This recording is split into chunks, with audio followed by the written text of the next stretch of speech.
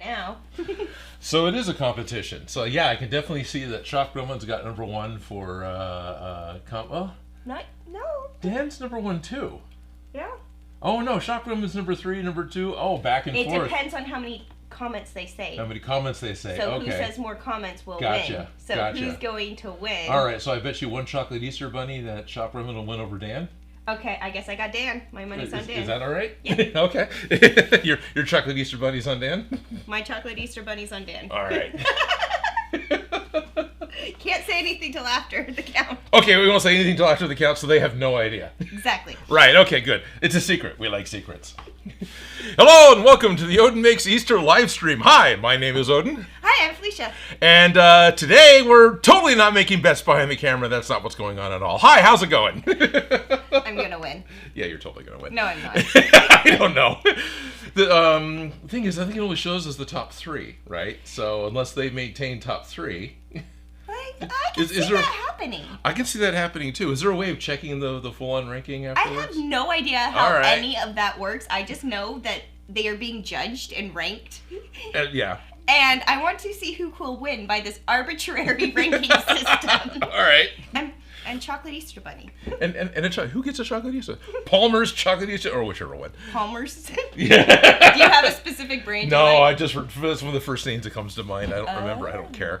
I got some of the Lint kind and. Oh, okay. Garrett.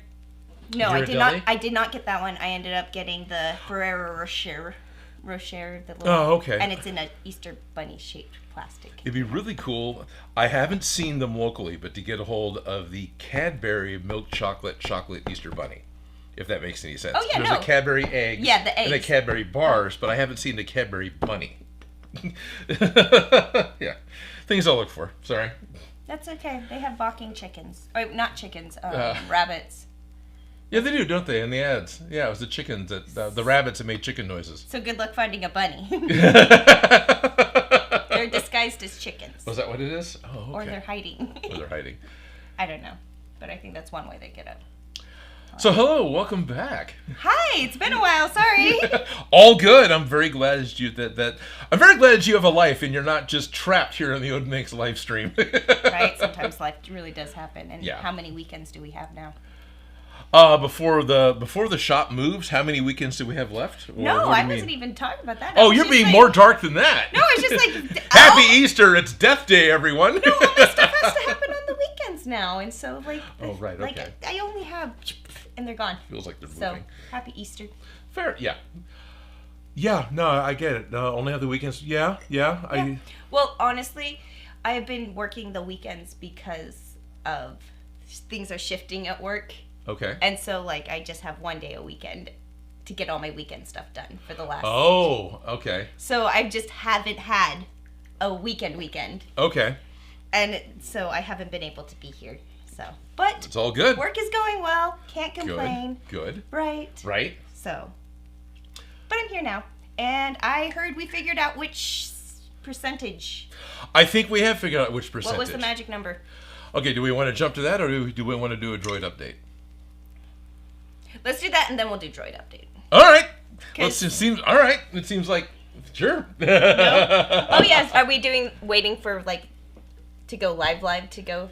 Not necessarily. Just to me, they're connected. So we start doing what the magic number is, and we move on to doing other things. Like it feels connected to me. Okay. Whereas a droid update feels like it's a thing all by itself. But if we want to wait till 1 o'clock for a droid update, I guess that's fine.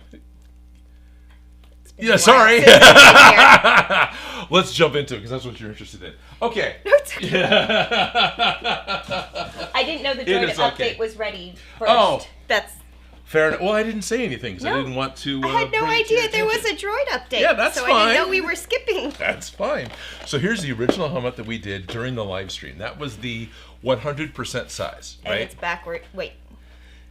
That's the back, I think. Back of the head? No. I feel like this is the back of the head. No? I don't remember now. I don't remember, but it doesn't fit my head. The big back panels, the big panels are the back of the head. Yeah. So that is the back of the head. And then then you had your chin piece that doesn't chin. That doesn't chin. It's like the Tin Wood Man. Right. I did it that way, but I think it goes backwards too. Yeah, like that. I mean, that could work for something else, Pterodactyl it in. Make it Pterodactyl work. it in, I'll right. make it work. No. It's a great way to mess up your hair. So then we, then I put together one that was like 115% size, I think. I feel like that's... I think it's exactly the same size as yeah.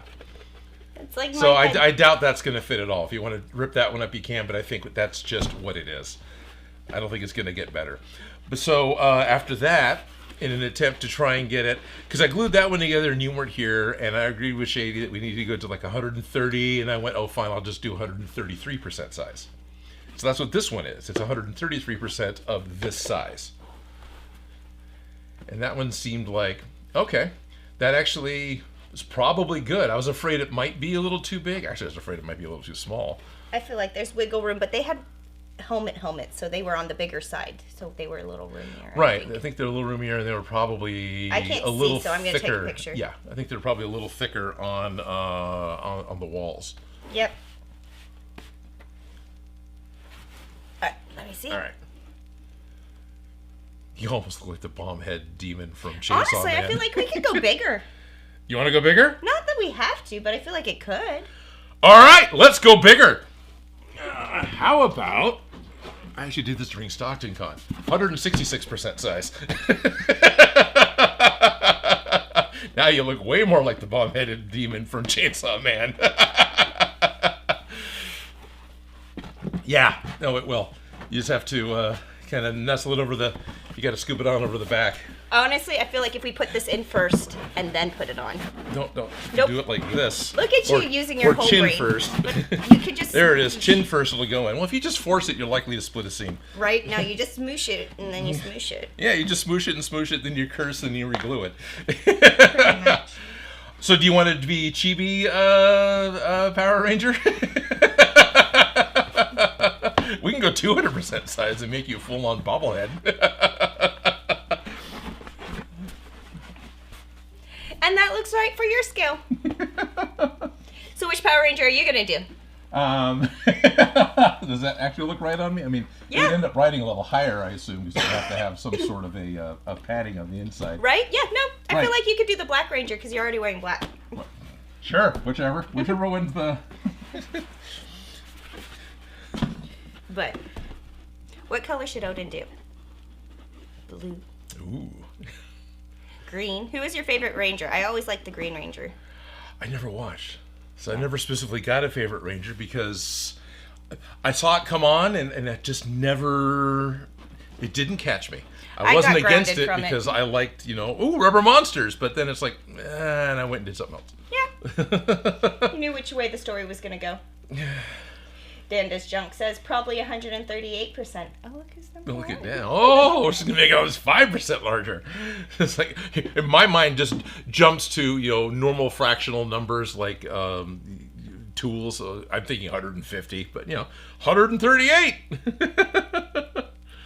I just eyeball it. Yeah. Well, that was kind of some summit with this. So, based off the JPEG and how it imported into my copy of Inkscape, that became the 100% size, right?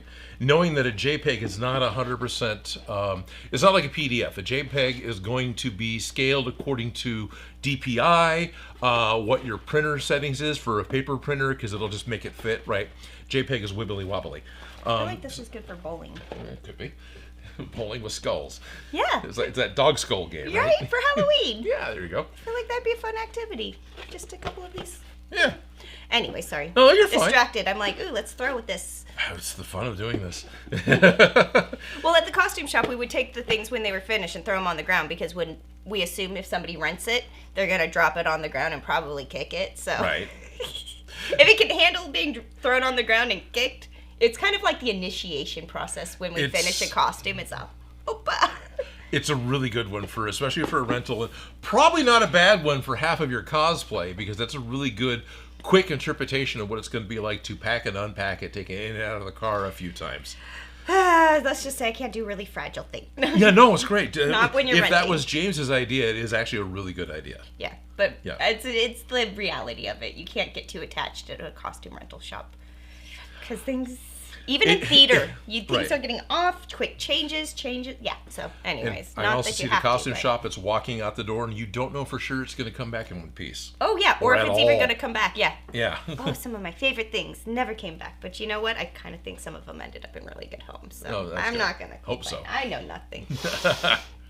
But, so, do you want to tell me about that droid update? You want to jump to the droid? So we got these out. We got these I like out. We these did out. these. We'll continue. We'll working continue on with this. these, That's but fine. I'm now curious about droid updates. Because I got your Well, because I heard that there was a dome and then, Yeah. jump from one subject to another. I can connect them. That's all good. Okay. So, what is this droid and...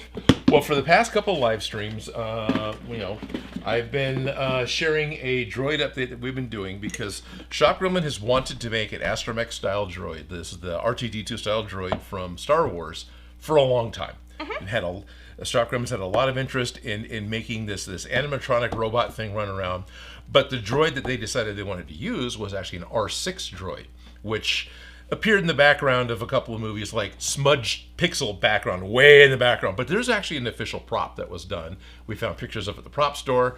And so we've been working to recreate that particular model of droid, but with their own paint job. So, Okay. it's a different droid. Like there's R2 and R5 and a couple of other random ones you see throughout Star Wars. This is another variation of the R6 that you really didn't see, but does actually appear in a Star Wars So movie. what number are you going to... Or is that 2B now? I believe that is TBD. I don't think that has been said yet. Shop Grumman, have we officially said the designation yet? If so, put it in chat and we'll say it out loud. But we've been madly trying to get this thing done for technically a couple of months. When we started in January, it was we're going to go to Surf City Comic Con, and that's going to be this weekend. This upcoming Saturday. This is in Santa Cruz. Okay. Can we get the droid fully printed and fully painted only in time to make it to Santa Cruz? Now, we had the body fully printed and the head fully printed in time for Stockton Con, which was late February or mid-February, I think, somewhere in there. And so it went to that, and that was fun. And Steve Mead got to see it, the R2SE guy. Oh, nice. We've been posting pictures on Discord. But, so now... Yesterday, I believe, the head got... Was it yesterday? No, it was Friday. Friday, the head got fully... I was helping move yesterday and just totally lost yesterday. On Friday, the head finally got finished painted. Almost all the parts are finished. There's little, pie pieces that go in the head. Those aren't quite painted. But anyway, we have that. Shot a video for it. Need to edit the video for it, but we got the head. Oh, it's here. Nice. And then, in addition to... That's too legit to quit. I want to poke it. You have to poke it. I feel like it's going to at me. Kinda. But then also we have the Astropixels put in. So Astropixels, what's that? they are the custom-made LED and custom-made LED circuit boards to actually make it light up and have... What's wrong with this way? So we've actually got the, so I believe this is called this one here is the PSI light, I believe, and it cycles between different colors, and it'll actually do the and white. I like the twinkles. And the twinkles are the logic lights. Those are a lot tinier looking than on the camera. Yeah, they're like 1 millimeter LEDs. They're insanely tiny little LEDs. They were just fiber optic in the original movie. And those currently are a custom color because the R2 lights are a different color, so these are a couple of lighter shades. And we then got a name. We got a name? We got a name. We got a name. Alrighty. What is the name of the droid? R6L30. L30? Oh, yeah. L30? All right. Or O. 0 or O. I always thought it was just L0. But L30. L30. All right. Nice. I like those. I'm glad I asked because I would have said it wrong. That is too legit to quit. I am And there's impressed. another PSI light on the back. Now, an R2 unit has more than just these lights, right? There's a couple of holo projectors. These light up. I actually broke the code for it, so they're not lighting up today, but they will. They do light up, and they have the ability to be servo controlled, which they're not yet, but they can. So eventually, it can do the whole, supposedly project holograms. But if you'd hand me the little flashlight over there by the corner of the monitor, one of the other things that we're working on doing is actually, for the fun of it, trying to add some light effects behind the eye. And while we haven't got those fully working yet, we've got the holes drilled in order to make... That's interesting. So there'll be a ring of RGB LEDs and then a couple of other effect lights put inside the eye, just for the fun of it, just to try and give it some life. A little sparkle in its eye. Yeah, a little sparkle in its eye. Well, that is awesome. Thank you. The USB phone charger just fell, so it's charging the Astro Pixels right now. Now, what's missing on the head that we don't have yet, it's not clear coated. There's a plan to do a complete gloss. This is all automotive spray paint, by the way, to try and make it more touchable. There's a plan to cover the whole thing with a high gloss. And, of course, there's, if you want to switch to camera 4. Camera 4. We're missing the pie pieces that go in the top of the head. Yeah. The Odin Makes logistics specialist just got done repainting all of those last night, so they're still curing. We don't want to touch the inside, but the outside of all these panels are going to be the same color that the eye frame is. It's this accent color, which also has the tiniest of opalescence to it. I don't know if the camera can see it. What is that shade called? Because it gives me Tiffany blue, and it also vintage 50s refrigerator blue, and I love both of those More colors. vintage 50s. It was Tiffany's kind of the same, I guess. It's called Hidden Sea Glass. Hidden Sea Glass. Yes, it's a sea glass. I love it. It is a sea glass. But the inside of all these panels are a high gloss chrome silver from a really nice cheap spray paint from Ace Hardware, and that takes 24 hours or so to fully cure, so you're not leaving fingerprints. That's what we're waiting for on that. Hey, it's worth waiting for. Yeah, it is, actually. As much as I complain about Rust-Oleum, yes, it is. You know what?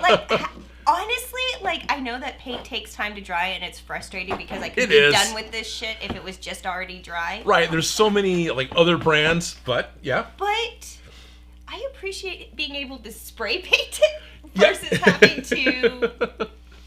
having to brush paint it, or... Well, honestly, it's just a lot of time is just making something a different color, whether I'm covering in fabric, or how do I get this to be red, or do I get this to be, Gonzo problems. Oh, big time. I'm just thinking of we do colors like this, and I think about Gonzo. Right?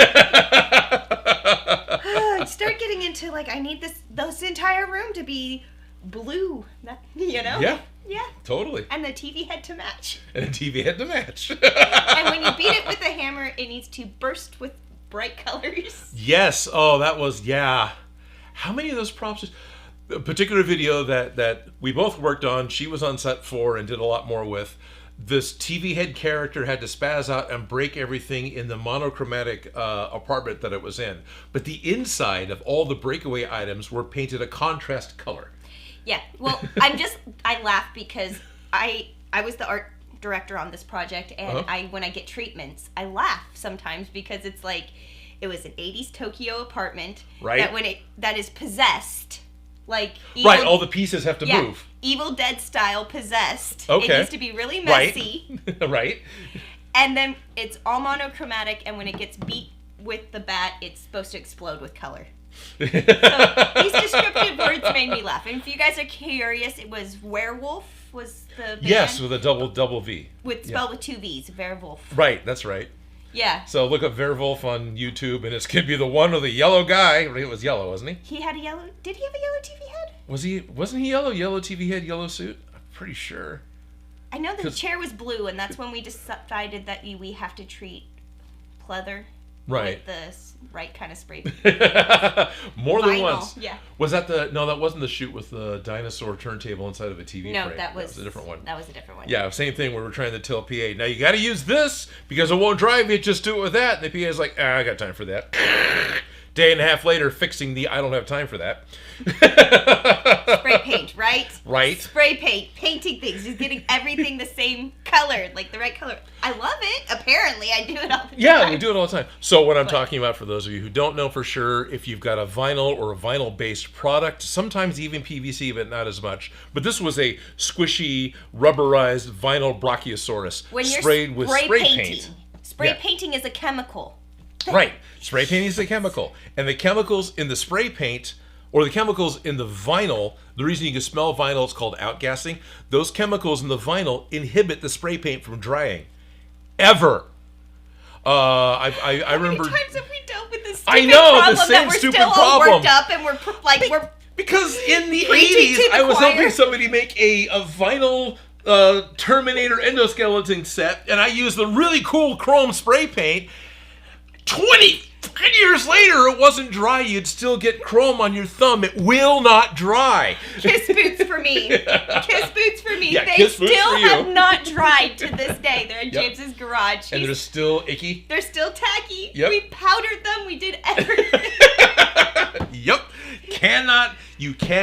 What you can do is get the right paint. Vinyl spray paint. They make it. It's usually in the Right. car stores. Yeah, vinyl and fabric. Now, I don't know if chemical recipes have changed recently in California. This doesn't seem to bond as well as it used to, but it does still dry on vinyl. Yeah, and you can give the vinyl a little bit of tooth if you need to sometimes. Not all the time. That would help. But, Yeah, you get a fine grain sandpaper and just scratch it up. Yeah, totally, that would work. but some vinyls are so they might peel off. So Yeah, the anyway. dinosaur would be weird, but anyway. Vinyls, they're a touchy subject. They have their own personalities, and they Yes, don't they want do. to be painted the No, same they way don't. that everything else wants to be painted. And half the job is just getting things painted into, or just different colored. Yep. How we get there isn't always the direct answer. Yeah. So we're not touching the silver because if we just leave, If we just leave it alone, it will hope cure. the wind doesn't hate us. Right. And it's not the super crazy pretending to be chrome paint. It's just a really good, brilliant aluminum silver. It's just you like the color and it's okay. Yeah, it's got a good specularity to it. Yeah. It doesn't look like a car bumper at all. Not at all. But, actually, something over there is painted. So I'm trying to remember if... So I've also, in the background, been working on... I ended up putting shoe polish all over that. So you dulled it a little bit. So I dulled it, yeah. Give But it all of these were painted with that paint as well, from what I remember. This is a really good whacking people stick. Well, that's the idea. Yeah. Just like that! You got close. I got if too my close. arm goes like this... And I step into it. Ooh, pretty pieces. Oh, cool. Ooh, good weight to this. There it is.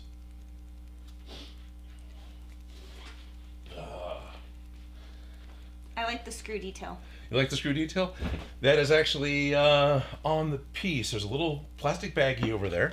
Of all the whole. What you're holding is these are human size. They're still a little big. Clue props. And so this is the board game Clue, or for those of you across the Atlantic, Cluedo. And the idea... It is stage size. It is stage size. That's so it. it's obvious that Honk. this could mirror. Yeah! And so I've been making 3 sets This of is these. the better end for murder. Yeah, it is. I actually bet, well, whichever one's bet. Trig the Vikings working with Bear River High School in Grass Valley, California, and they're going to be doing a production of Clue, and I found out that it got postponed a little bit till after spring break. So that's coming up still soon. It hasn't happened yet. But yeah, they commissioned me, and I actually got it done because I'd done it once before. Right? You had it all pre-figured out. Pre-figured out. So this is the second time I've made multiple Clue prop pieces. So there are 3 that were delivered to the high school. They have 2 sets of clean props, so they have a set they can use for rehearsals. They have a set they can have that are clean and totally new for opening night, and then they have a set that have blood on them. Nice. And remember how we used to get like a knot in the stomach every time you heard the word blood on Yep. set because Because clean up. And if you get fake blood on anything, it's like glitter. You think you clean it up and you find more of it. And it doesn't come off of anything easy. And if you need it off of your skin, you have to like put Barbasol and like let the chemistry pull it to the surface like magic. Yes, because otherwise the dye is going to stay in you. Yep. There's like the whole concoctions and magic anyways. Yeah. So having pre-bloodied props, you know, dry blood that's just shiny, that looks like it'd be fresh. Oh, it was like fire engine red. It is not realistic at all. But it's staged, yeah. But in my head, I'm like, we can make it happen. You need it this way, you need it that way. Okay, that's cocoa powder, that's Vaseline. Like, we can make things happen. Oh, yeah. But there's ways to do it, but no. Can we not do it fresh? No. My favorite stage blood I've seen is actually from a movie, which I believe was Rosencrantz and Guildenstern Are Dead. I think they did it in that. How fast can you say that? Rosencrantz and Guildenstern Are Dead? You can't. It's a great movie, though. If you haven't seen it, good movie. Rosencrantz and Guildenstern, as trivia, are the two smallest named characters that Shakespeare just put it back in his bag. And where is the? All right. Well, she's asking about the rope pieces. I'm going off on a different tangent. No, keep going. The rope piece is also done. I got 3 of them sewn and delivered to the high school. I need to finish sewing my copy together. Rosencrantz and Guildenstern are the two smallest, tiniest minor characters in any Shakespeare play. Hamlet. They appear for like one quick stanza or something, and that's it. So the movie is all of them doing what they're doing while the play comes and goes outside of their periphery, and then like the middle or towards the end of the movie, they intersect with what's actually happening in the play. I believe in this play, their version of Fake Blood, which it's all done time period. One of them or the other one gets stabbed as a plaything, and they do this motion, and they pull a whole bunch of red yarn out that sprays out and then dangles and moves. Styles. Yeah, and I thought that was great. That's a great way to do stage blood that isn't going to stain it's dynamic and isn't going to stain the costume. And if I'm remembering wrong and it's not from that movie, I'm sorry, but honestly, it's a good movie. Right? I appreciate it's very weird. Creativity. Yeah. So, we've been ignoring the chat. We've been ignoring the chat. I'm still number 1. You're still number 1? That's fine. So, somebody was like, does Odin want... Oh, yeah. Steve Dyke says, does Odin want to be a Power Ranger? No. The answer is no. Whatever. I'm indifferent. If you're doing a Power Ranger, I'm happy doing a Power Ranger too. What's cool but is it your fandom? No. It's not my fandom, no, but it doesn't really matter. I like the helmet, and I like how it can lend itself to other things. Right? This could be any helmet. It's a good base. Simple. Good starting point. So, was that all from Steve Deitch, or? No, that was his. And then, Junk says, if Odin does Black Ranger, he will cosplay the missing finger too. I don't know. Which finger's missing? Maybe it's before he lost it. So, am I cosplaying as the missing finger? Is it just going to be like a giant finger, you know? I was like, why is Odin dressed up like a big white condom? I said, well, I have a Power Ranger finger! Anyway. You might be the gloves are white, right? Never mind. I might be confused. Oh, what? With what? His sock? No, I was thinking a bloody tampon. Oh, gotcha. All right. If it's a finger, you know, yeah. It depends on where. I guess if you cut off fingers, it's going to be at the flat end. But anyway. Anyways, never mind. This is why I should. No, I shouldn't show up. It's fine. It's fine. All right. We have Ralph Moore. Good day. Odin Makes, Ralph is Felicia and chat. Hi and welcome, Ralph Moore. Okay. Steve Dyke wants to know, are the 3D files for the Droid going to be available? That's an excellent question. Okay, the Droid. The Droid that we're doing is actually almost all the files are coming from Mr. Badley's printed Droid. So it's Badley printed Droids. He actually has a Patreon that if you're a member of his Patreon, you have access to all the files. And he is always updating and creating different files. So the body for this droid is going to be the Mark IV complex body, which means all the little doors on the body is going to open up. And the Mark IV over the Mark III has a different way of assembling that actually makes more sense. And you can disassemble it for repairs. The 3 you couldn't. The head is actually from the Mark II. I love how this matters because you've helped people repair their droids. Oh, yeah. You're like, I know I'm going to be working on this. I'm going to make it workable. Yep. But because we're using a Mark II specialized head with a Mark IV, R2D2 body, so on and so forth, and there's pieces that don't exist, there's a lot of custom parts that go into this that I've created and that Shock Roman has worked on in order to get different things happening. I don't know what Mr. Badley's policies are on custom pieces that use his other, because most of the time the Badley community, they post their own stuff back into the community so their community members can get a hold of it, and I'm fine with that because if that's the way that works, that's great. So I don't intend on releasing those independent because that doesn't feel like the right thing to do. Right. Yeah. You got to give credit where credit's due because you know how much work and effort went into this that you didn't have to do because they did it. Yeah. In fact, Mr. Badley was so cool. There were a couple of panels around the very bottom of the body because R2's got all these little squares all over him, right? All the little panels that open up. There's a couple around the bottom that, for the first time ever, Mr. Badley was making those open. And he had his own idea at how he wanted to make these things work. So the complex body, there were holes. And there weren't any files to be able to put a panel over it in order to seal them up, whether you wanted them to open or not. Last Friday, last Wednesday, it wasn't very long ago, Shock Woman on the group says, hey, I've got a show coming up in 11 days. Is there any way we can get these panels so I don't have holes in the bottom of the droid? He got them out. He got all 8 out in like 72 hours. Oh, dang. Yeah. So thank you, Mr. Michael Badley. That's impressive. Yeah.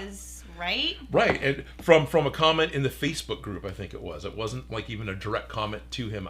He was tagged, but still. Very cool. Right? Shout out.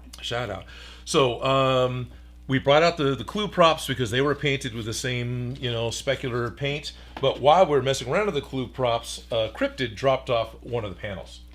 Oh. So what we have is panel number 7. So this is pie piece number 7. Do you want to do a close-up for it? Yeah. Is that even close? It's not yet. Now it should be. There you go. Oh, darn it. I punched it too many times. All right. So this is one of the pie pieces, and you can kind of see. Can you see the spec? It's got the tape on it, so we can remember exactly which one goes where. I'll have to look on the inside. I'm still not really seeing the pearlescence on it on the camera, but in life, it's got a little bit of a metallic sparkle to it. That's okay. You can't expect the cameras if they can't even see my dress. Oh, that's true. Your dress is way more fuchsia and fluorescent in life than it is on camera.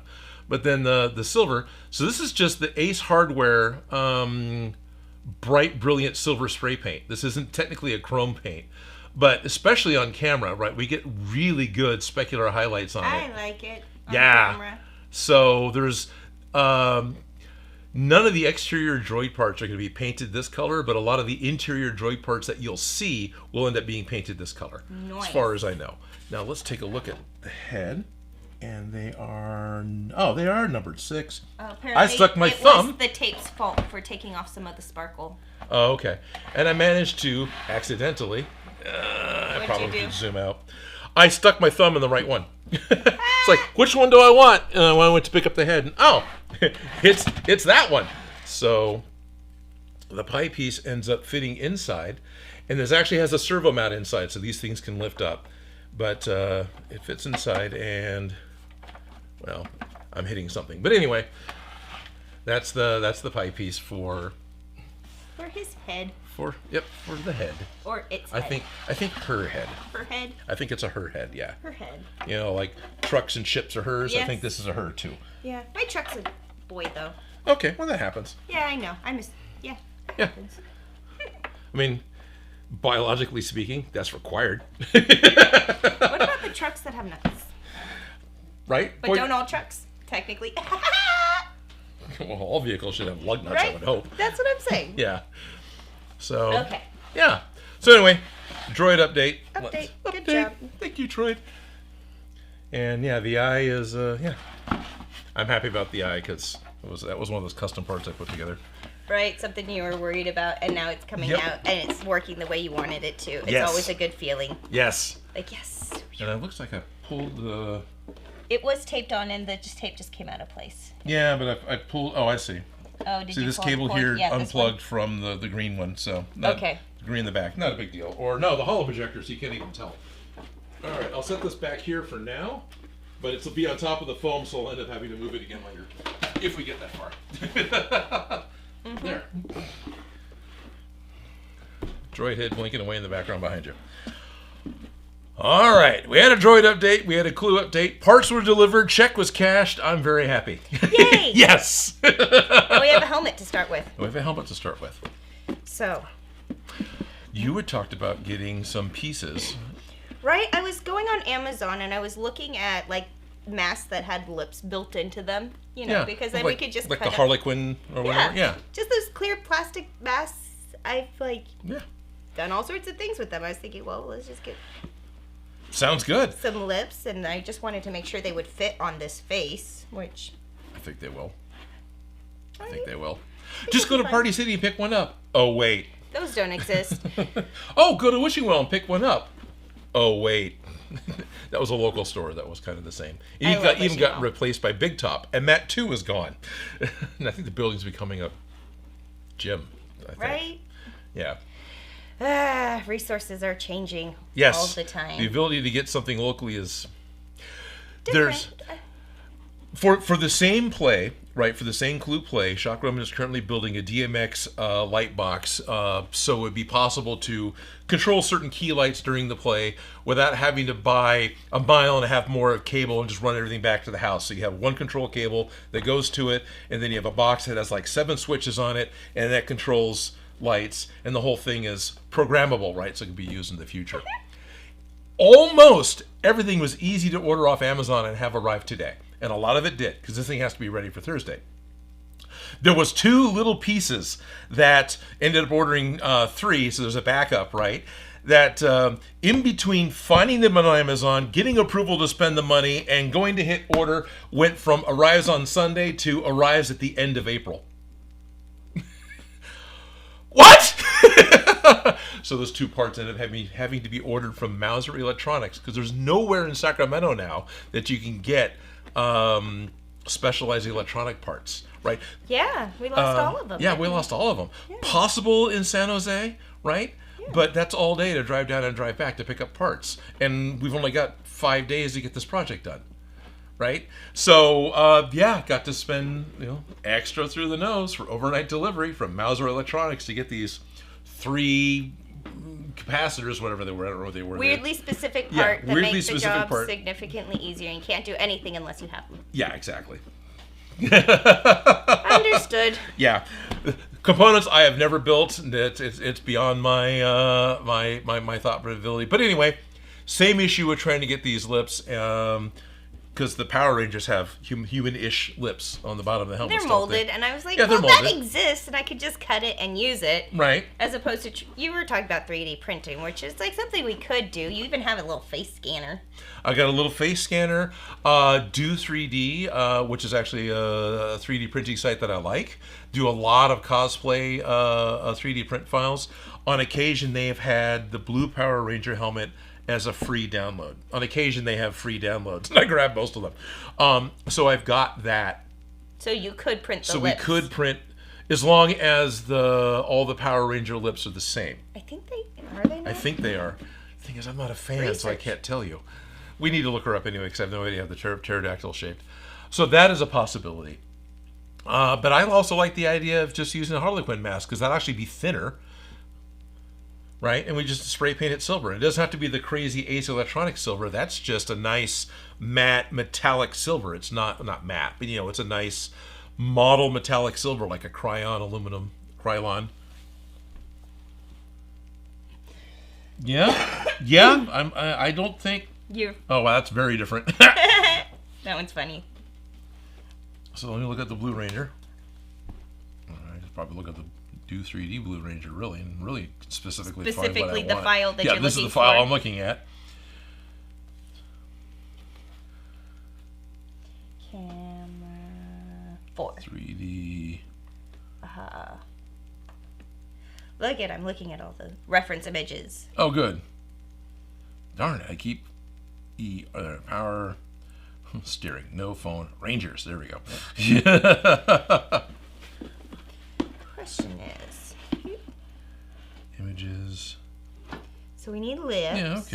free 3D. Oh, it still looks like it may still be on the free one.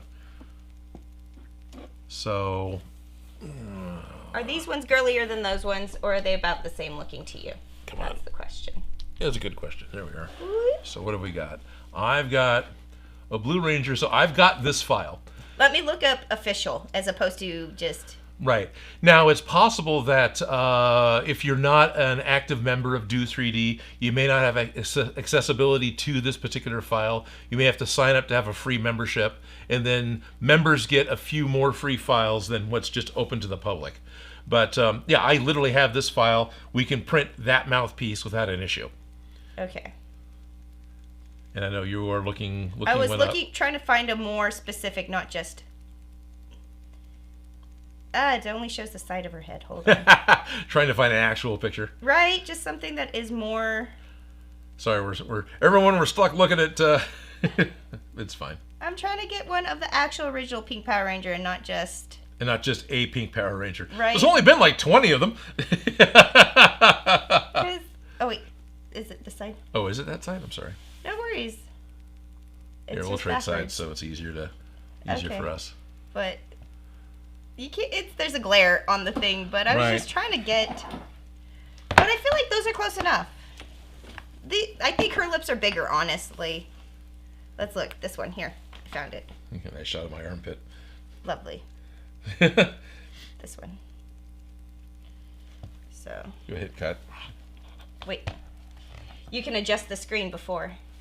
That's a big old glare. You know, they're not too bad. I think that's completely doable.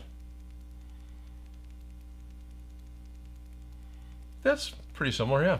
That's what I thought. They were pretty... Interchangeable. Interchangeable and neutral, I think was the word I was trying. Gender neutral? Yeah. And also neutral expression. They're not really... So...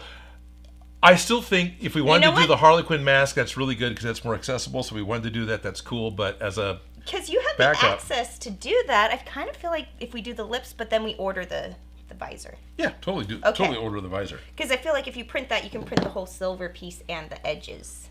Probably, yeah. And then that would set in really nice. Yeah. I know we could do it for foam. There's a million ways we could do anything, right? Right. But those are nice organic pieces that may require, a little more effort. So, yeah. It's up to you. No, I don't mind. 3D print them's fine. Because I think you have it and it looks right. Right. What do you guys think? And we can scale it. Mask or 3D print? First person to say. We'll figure it out. First person to say, we'll go with what we want to do anyway. Pretty much is what happens anyways, right? But the thing is like, that's kind of my favorite thing about, like, having friends who craft. I'll tell them my ideas about what I want to do, and they'll be like, no, I think it this way would work better, and then I'll do whatever I want anyways. Yeah, you do whatever you want anyways, but it's nice to hear. It's like, oh, yeah, that's not a bad idea. Now I feel more confirmed in my resolution, or I know I have other options if this messes up. But also, like, I know that if you're working on a problem and I come up with a weird solution, it's no hurt feelings of like, you didn't listen to me last time. I told you should have done it this way. You know what I mean? But yep. No, it's totally... Yeah. We're nothing but hurt feelings here. There's a million ways to do anything wrong, and I found a few of them. Weird. So let's pop out. Oh, we're live. We're live. Maybe even a minute early, but that's fine. Hey, nice. Let me pop out. Gives you a minute to do it. And go from top chat to live chat, because that's something that I forgot to click earlier. So we can actually see what people are saying for real. Jay Period here. Hey friends, long time since I've been to a live stream, but it's good to be back. Hello, Jay. I know you may not remember, but I'm pretty sure you've met Jay. I remember Jay. Good, yeah. Oh, sweet, awesome guy. Yeah, he was a lot of when he was available in Sacramento. It was great having him come by. You're safe. Okay, we're good. It was great having him come by the booth and help out us at Anime. That was much appreciated. Oh yeah, and then also he's been to your other shop before a few times. Oh yeah. Yeah. I think that's where. And even once I move, I would totally take Jay to that shop too. No, not a problem. I trust Jay completely. There aren't many people I would take to the full-on bat cave, but Jay's one of them. Yeah.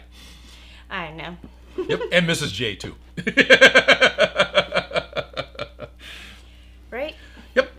So hello, it's noon. I don't know how many people have just popped in because we just went public. Thank you for all of you who are tuning in on an Easter listening to us.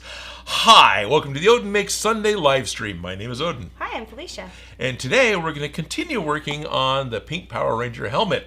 Yes. Yeah. So we're deciding whether we're going to do 3D printed lips. Right. Or order a masquerade. Order. You know what? We should give them the choice. So if you pull up that thing, and I'll actually go onto Amazon and find a mask, and we'll see if it's something worth getting. All right. Well, okay. Thankfully, my phone's still set on the same picture, so that's Let me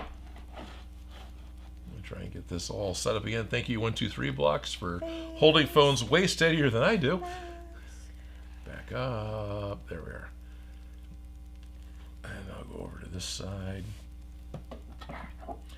I even fell prey to the whole, it's a mirror, so I made sure I was, anyway.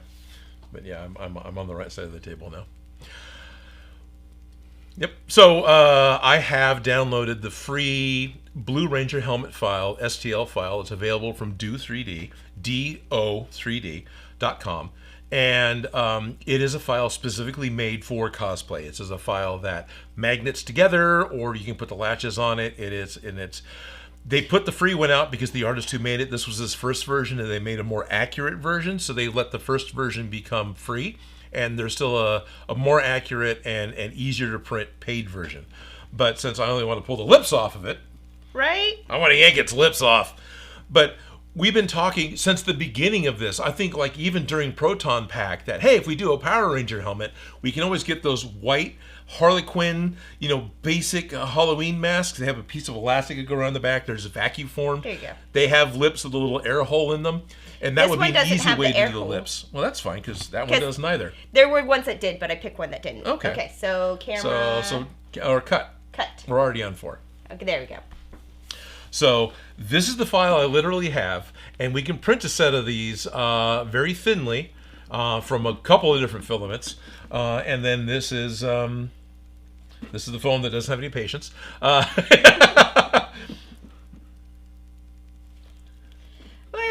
feel like we could cut this out, but I feel like that one has this one's got some of the more angular pieces to it, right? And it's done as opposed to trying to make this fit this curve. I don't know. What do you think? Me having this also may not fit the curve. This being vacuum formed will probably conform to the curve pretty easily. All you have to do is cut the chin off to eliminate the extra compound curve. Yeah. But either one's fine. Right? Because you could totally just do those little harsh lines with a piece of foam on this guy. Right. The extra lines that frame it. Yeah. That's easy. Yeah. That's easy to do. That's a detail I'm not worried about. So both are good options. Both are good options. So we take the phones away and you'll hit the cut button. All right. So there's that. Now, while I'm at Do3D, let me pull up the pink Power Ranger helmet. Okay, so people can see what we're trying to recreate. Right, or I can too. Or here, let me. And the only reason it's not that... Here's the one I was looking at. Okay. Because it has... I know it's the one that's her because it has her face next to it. Right. So, I'll bring the 123 blocks out again, and we'll see if we agree that the Do3D pink Power Ranger helmet is accurate enough for what you want. And I'm in the wrong spot. There we go. Yeah. Sorry, framing stuff up. It's exciting. No, you're fine. Throw it over to the side. Oh. On other side. Wow. Did I do that again?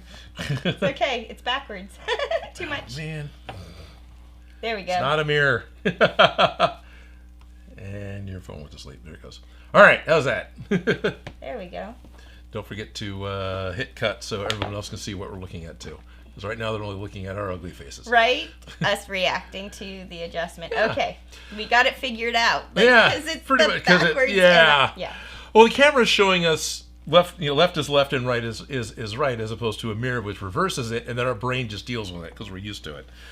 Okay, so this is the 3D file. It's not painted. This is just a rough 3D. On the website, it shows you different colors because that represents different files. So how it'll assemble once the parts are printed. No, that's the wrong one. So that looks... if I was to pull this up on the site because it's centering on the helmet, and use it as a detail reference for making the foam pattern to get her helmet done, do we think this is good enough? And I'm going to say, yeah, it seems like it should be fine. Yeah, okay. No, they did a good job. Yeah. They took the effort into the details, and I can appreciate it. View file. All right, I'm going to read some of these comments. Yep, please do. Because I've been ignoring them. It's only $29 to buy the STL right now. They're half off.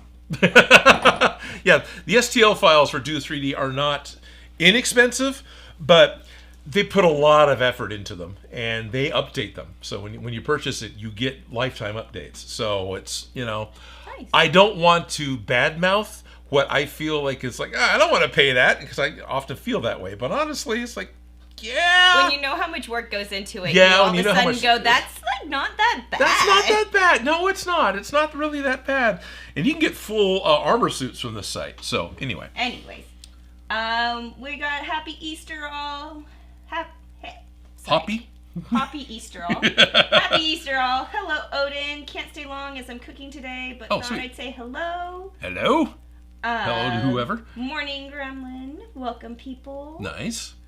Or you could just have a cutout and just use your actual mouth. You could do that. Not that the Power Rangers did that I'm aware of. No. Yeah, because that's one of those things. I like, to the best of my ability, I like imitating what I saw on screen. Yeah.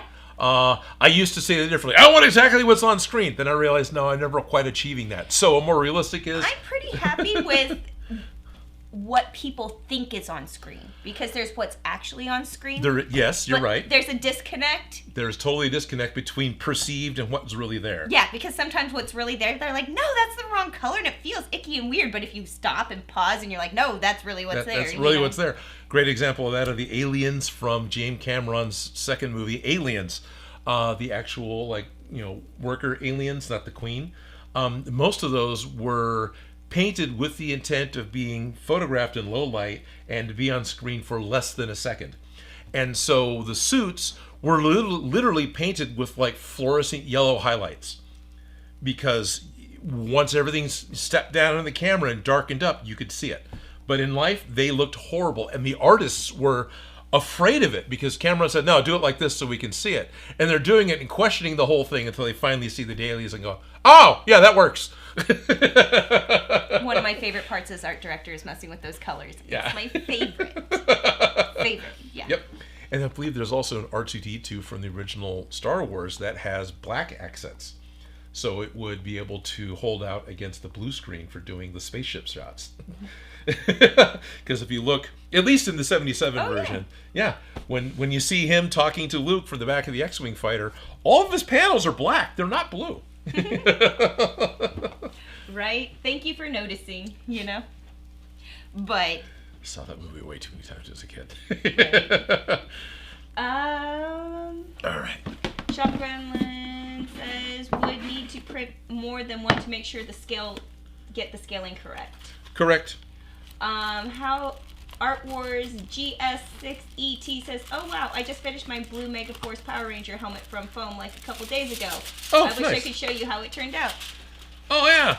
Tag you on Instagram? Yeah, tag me on Instagram. It's probably better than Messenger. I'm not really... Yeah. I mean, I can use Messenger, but man, that program pisses me off.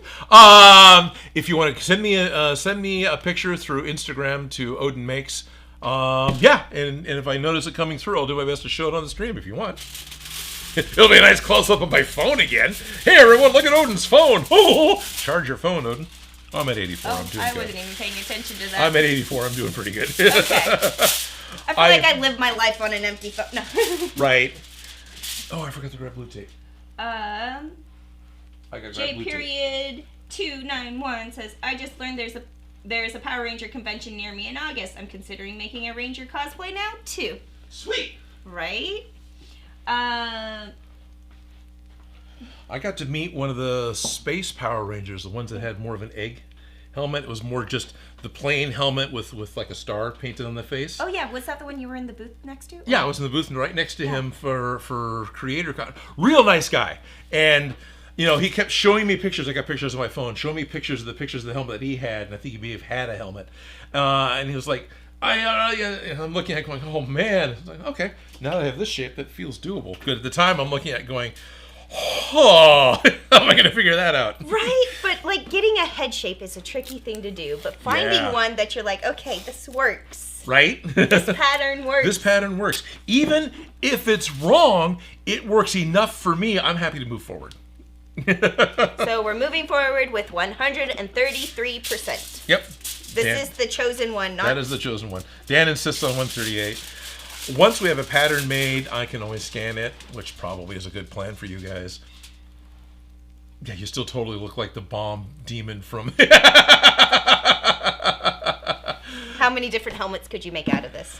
So many, right? Louis Causey actually was talking to me a little while ago. He's the nice one that got us the wands.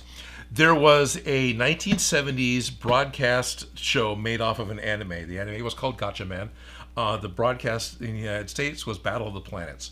And kind of like Power Rangers, they took all of the Gatchaman elements of the teenage super spies saving the world and the galaxy, but then created a wraparound character that was an R2-D2 ripoff of the robot dog that lived underwater that would send them on the mission and do exposition to move on to the new edited pieces. Their suits were birds. In fact, my cousin, you watching the Bird People program again? And so they had capes that looked like wings, sort of. And they had, but their helmets were pretty much this helmet with a vacuum-formed clear beak shape that comes off. And the engineer character was an owl. And yeah, I've got the body for him. I've got the body shape to be that guy. Louis was like, no offense, but you could do this. And it's like, yeah, I could. Yeah. Because, yeah, I'm totally, Lunk, I think his name was. I'm totally got the, yeah. I have more gut than Lunk did, but Lunk was not a small guy. What was the show called? Battle of the Planets. Okay, I'm looking it up That's now. fine. Yep, he's the brown one, because there were, like Power Rangers, you got 5 team members, and they have their Phoenix ship that I remember building out of Lego, because, that was Power Rangers for me, right? I was, 6 when that show came out? And I remember distinctly because, maybe I was 7, when Channel 2 in the Bay Area here in California first was promoting that this show was coming up, they used the Star Wars fanfare, and that got my attention immediately, right? To the point that I even distinctly remember my mom laughing at me because I almost got whiplash looking at the television because, oh my gosh, it's Star Wars music, what's this? Power of the what? Battle of the Planets. Battle of the Planets. BOTP, Battle of the Planets. And, yeah. So they're all the bird people. You've got the owl who's the engineer. I think the captain is a hawk. You've got the character, she was of course in pink. Her name I think was Princess. She's a swan. You have the dejected anti-hero character, the angry teen goth character, who is also a bird of prey. That's the thing I'm not remembering. Who is a hawk? I don't think it's a hawk and an eagle, but it's. And then you had the youngest one, Bebop, who literally had Tourette's. I see the bird people. You see the bird people. I'm not seeing Lunk. He's in the middle there. Middle there? Yeah. So he's brown and green. Oh, I see him. Yep. Okay. We're still on 4, so if you want to...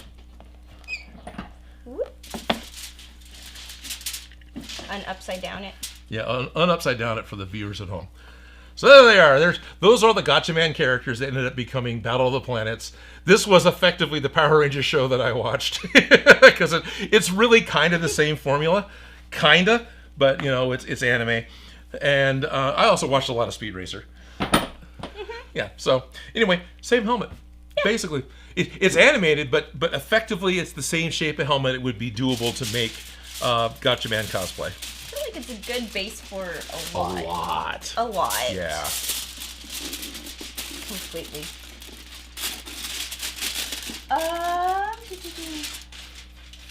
Dan Trent says, or you can have... Oh, yeah. No, we read that one. Is it a good show? No. The original anime is probably really good, but, the show is dated. 7 Zark 7 was the robot. Yep, thing. That's right. That was it.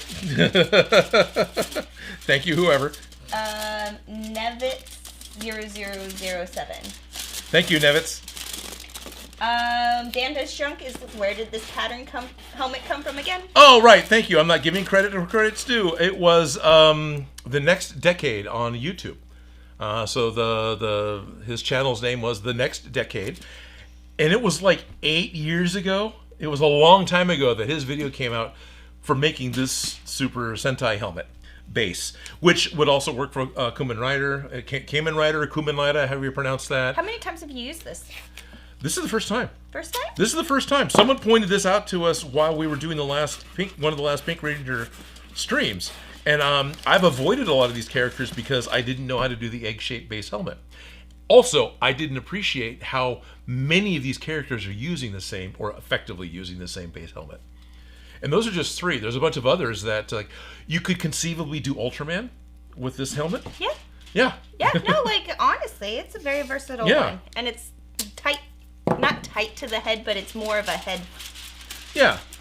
Contoured to the head, I guess. I don't know. It's not like a huge bobblehead. Like, you could if you wanted to, but it's a good head shape. Yes. As somebody who's been patterning a lot of head shapes lately, I can appreciate a good shape. Now, Chelsea on Discord actually has interest because I did Mecha Godzilla.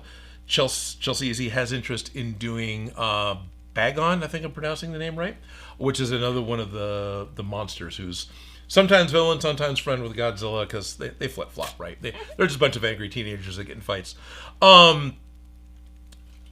In 2001, Bagon as a villain was the first time there was a female in the kaiju suit in a Toho production. Oh. She's going to be in Reno at a Comic-Con in July. Oh, fun. Yeah, so it's like, hey, Chelsea, you want a road trip just to go? I'm not trying to get a booth set up, but like, okay, that could, because it's also quadruped, big, like, goofy ears. And so, Chelsea's like, I kind of want to make that one. Just as Mecha? Yeah, as something to go along with Mecha. It's a totally organic kaiju. It's not a Mecha kaiju. No, I know, but yeah. I'm just saying. Because there's a Mecha. Yeah. Oh, it'd be fun to go as Mecha. That's true. That's what I'm saying. Yeah, that's true. Where's a fun place to wear? That didn't even occur to me, but that would be a great place to wear it. I'm sorry. Where's the best place to wear a dress up?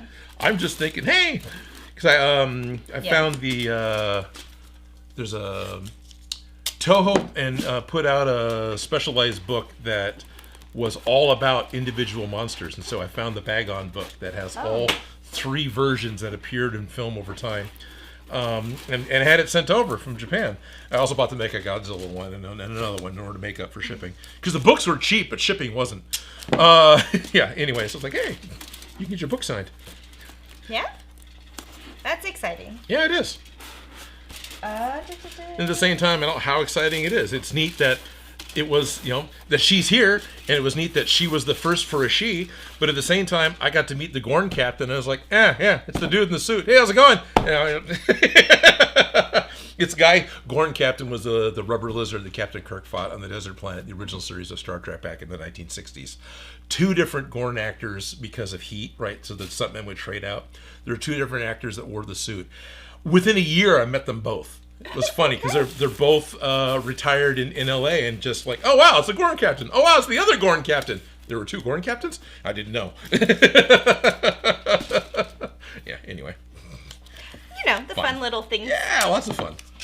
Right? You did some weird shit? Cool. Yeah. How was it like? That was hot. Yeah, well, that's about what I expected to hear. Right?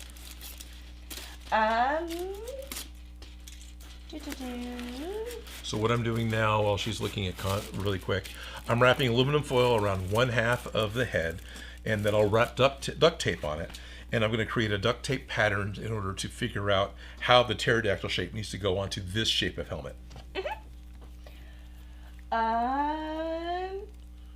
Advent Dragon Creation 786 says, making my Dino Supercharge helmet from foam was tricky. The Pepakura file was far too small, so I used and added foam to increase its size and took a pattern form that made that to make the final helmet. Not gonna lie, Pepakura was an idea for this too. Finding a Pepakura pattern. That's what we did for the Dragon Ball. Pepakura is a art form where you can use your home printer to print out paper that has the graphics pre-printed on it. Then you cut it out with scissors and fold lines it. And fold lines, yeah. and tape It's like, lines. it's not origami and it's not paper airplane, but it's that same type of idea. And then you glue the tabs together and you make a paper shape that represents something. It's very low polygon looking because the nature of paper, you can fold it in one direction, but you can't make a compound curve. Yep. So people have worked with the Pepakura patterns and modified it or whatever, made an algorithm that then translates it to foam, which can make the compound curves. So this program decides, well, I can ignore this cut because it can fold and whatever else, however the heck it works. Yeah. But, It's a way to approach pattern drafting for foam. Totally. And it worked for the Dragon Ball Z hair that we did. Yeah. That's the one thing that I remember was that, and I think we referenced some Pepakura for the Gundam too. Yeah. You've used it for quite a few things there. Okay. Because I keep hearing it come up, and I'm like, oh yeah, that makes sense. But I never quite do that because I just make the patterns myself. Right. But honestly, like, it's a lot of work. Can be, yes. And if it's already done, sometimes it's like, can we just do that? Like.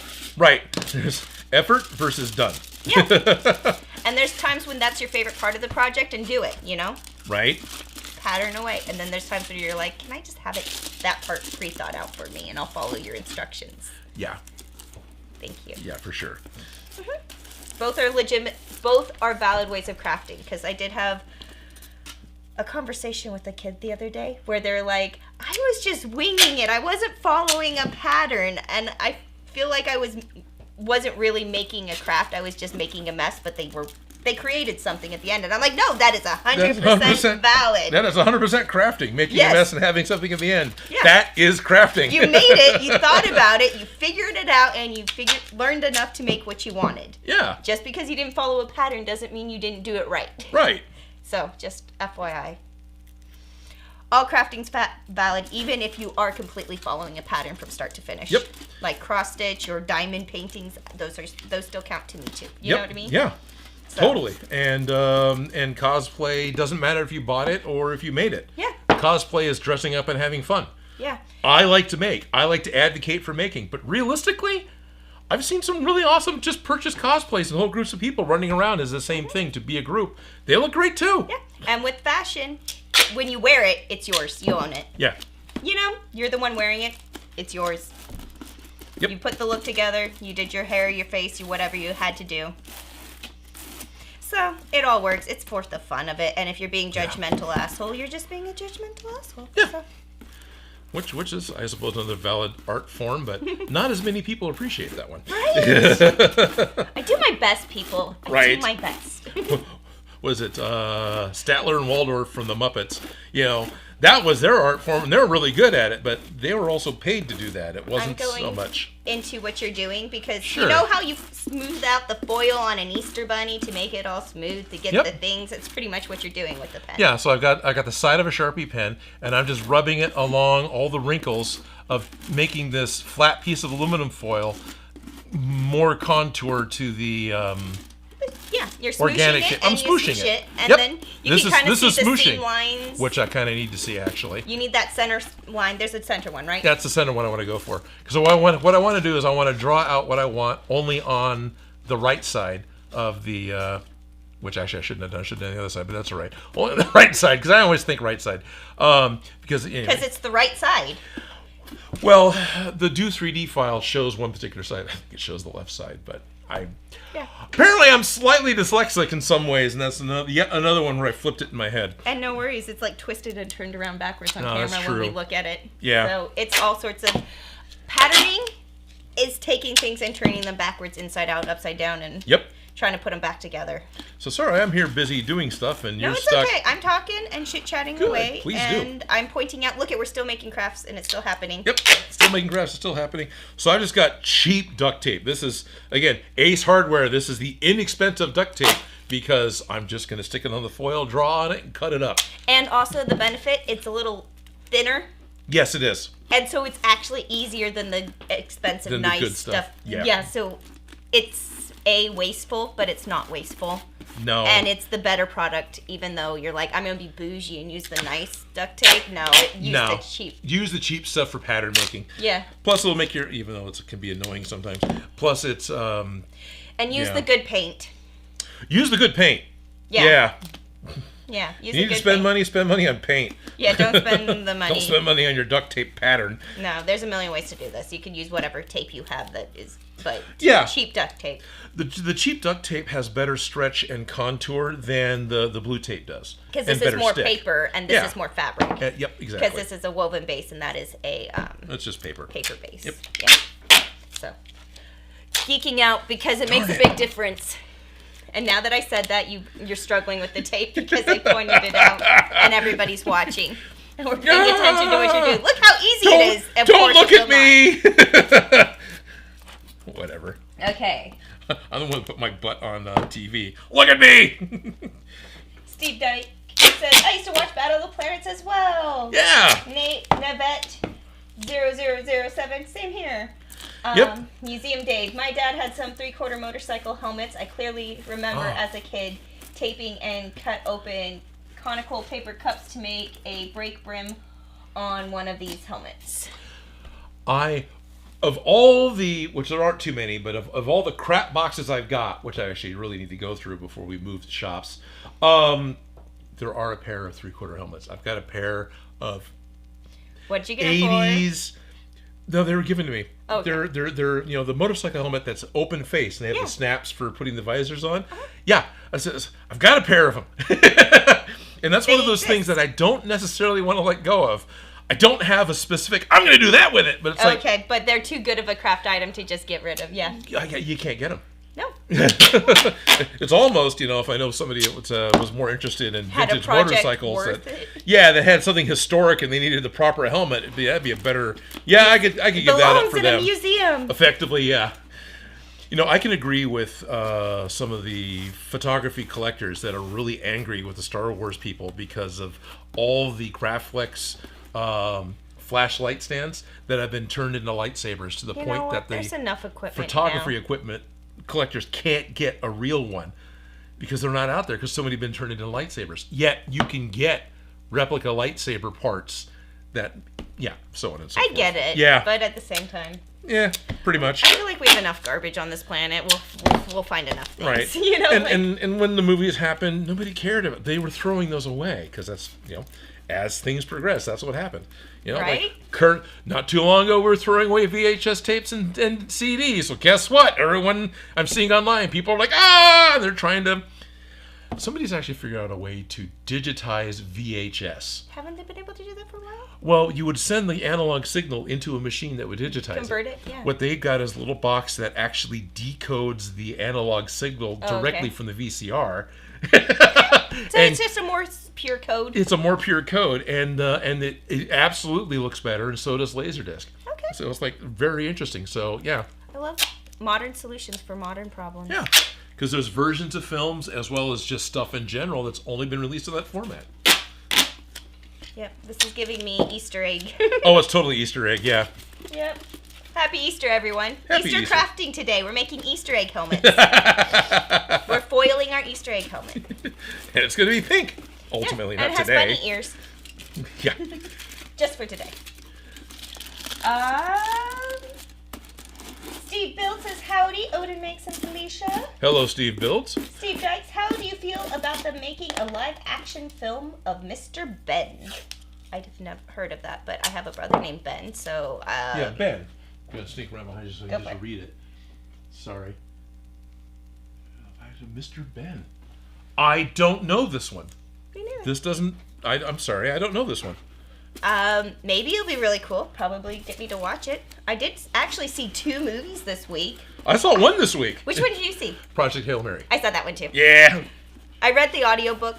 No, I listened to the audiobook. I've heard it called reading the audiobook too. I have read the audiobook like 3 or 4 times. I did a trip. Remember when... Oh yeah, random fact, the one movie that I worked on won Motion Picture of the Year with an Academy Award. Right. And my name's in the credits. Sorry, Yes! So you've worked on an Academy Award winning project. Yes! That is bragging points. Yes, Right? that's awesome. I just found that. I didn't just find that out, but You saw it the night it happened, I think, or the next day. But I drove down there because I got invited to the premiere of the movie, and how do you say no to going to a Hollywood premiere? So I had to go, and so I drove down the 12, however many hours. To go to the premiere for the movie. So you got to do the red carpet thing, or... Well, it wasn't a red carpet, but I did get to go and... Okay. Still, be part of the premiere with the crew and the cast, which is awesome. Yeah, go take pictures and all this fun stuff. And when I was going down there, I was listening to the Sister Wives audiobook. Okay. The one that the Christine Brown wrote. Anyways, it was juicy gossip. Okay. It was good. And then it was over, and I wanted more audiobook, so I Project Hail Mary that one on the way home. So... The audiobook is awesome because there's a point when, I don't know about spoilers, but... this is, you're being warned, blah, blah, yeah, blah, blah, blah, blah, blah, blah. Spoilers coming up. When the character Rocky speaks, he's actually speaking in chords according to the book. Musical chords, not in English. And so in the audiobook, that's built into the sound effects behind the person reading Rocky's lines. It's like the only sound effect in the book is when Rocky speaks. And there's one line when they forgot to add it in. It's like little sparkles while you're reading. Yeah, like it's a highlighter, awesome. But audio. It helps Audio. so much. I'm getting, it's... Yeah, but... And I really like the character. But... So yeah, he's an engineer. Go figure. I like the maker guy. I got to see that one. We just saw that one in standard picture because they were sold out of the IMAX ones. But I did see Mario in IMAX. Oh, that's cool. I feel like if you're gonna watch that movie, you watch it in the IMAX big screen because it's not as magical on it. Like waiting for Netflix, I guess. Right. Shockwoman and I went to go see Project Hail Mary, and we saw it in one of the X-screen theaters. So it was still a big screen. It wasn't an IMAX screen, but it was still a large format screen. But then it has LED panels in the wall. So it's projecting the movie, but then the wall lights up with additional stuff. Yeah, with more color and sound. Yeah, colors. And some of it is legit rendered for it, and some of it's just stretched. But you're only really watching the movie, and this peripheral stuff comes on.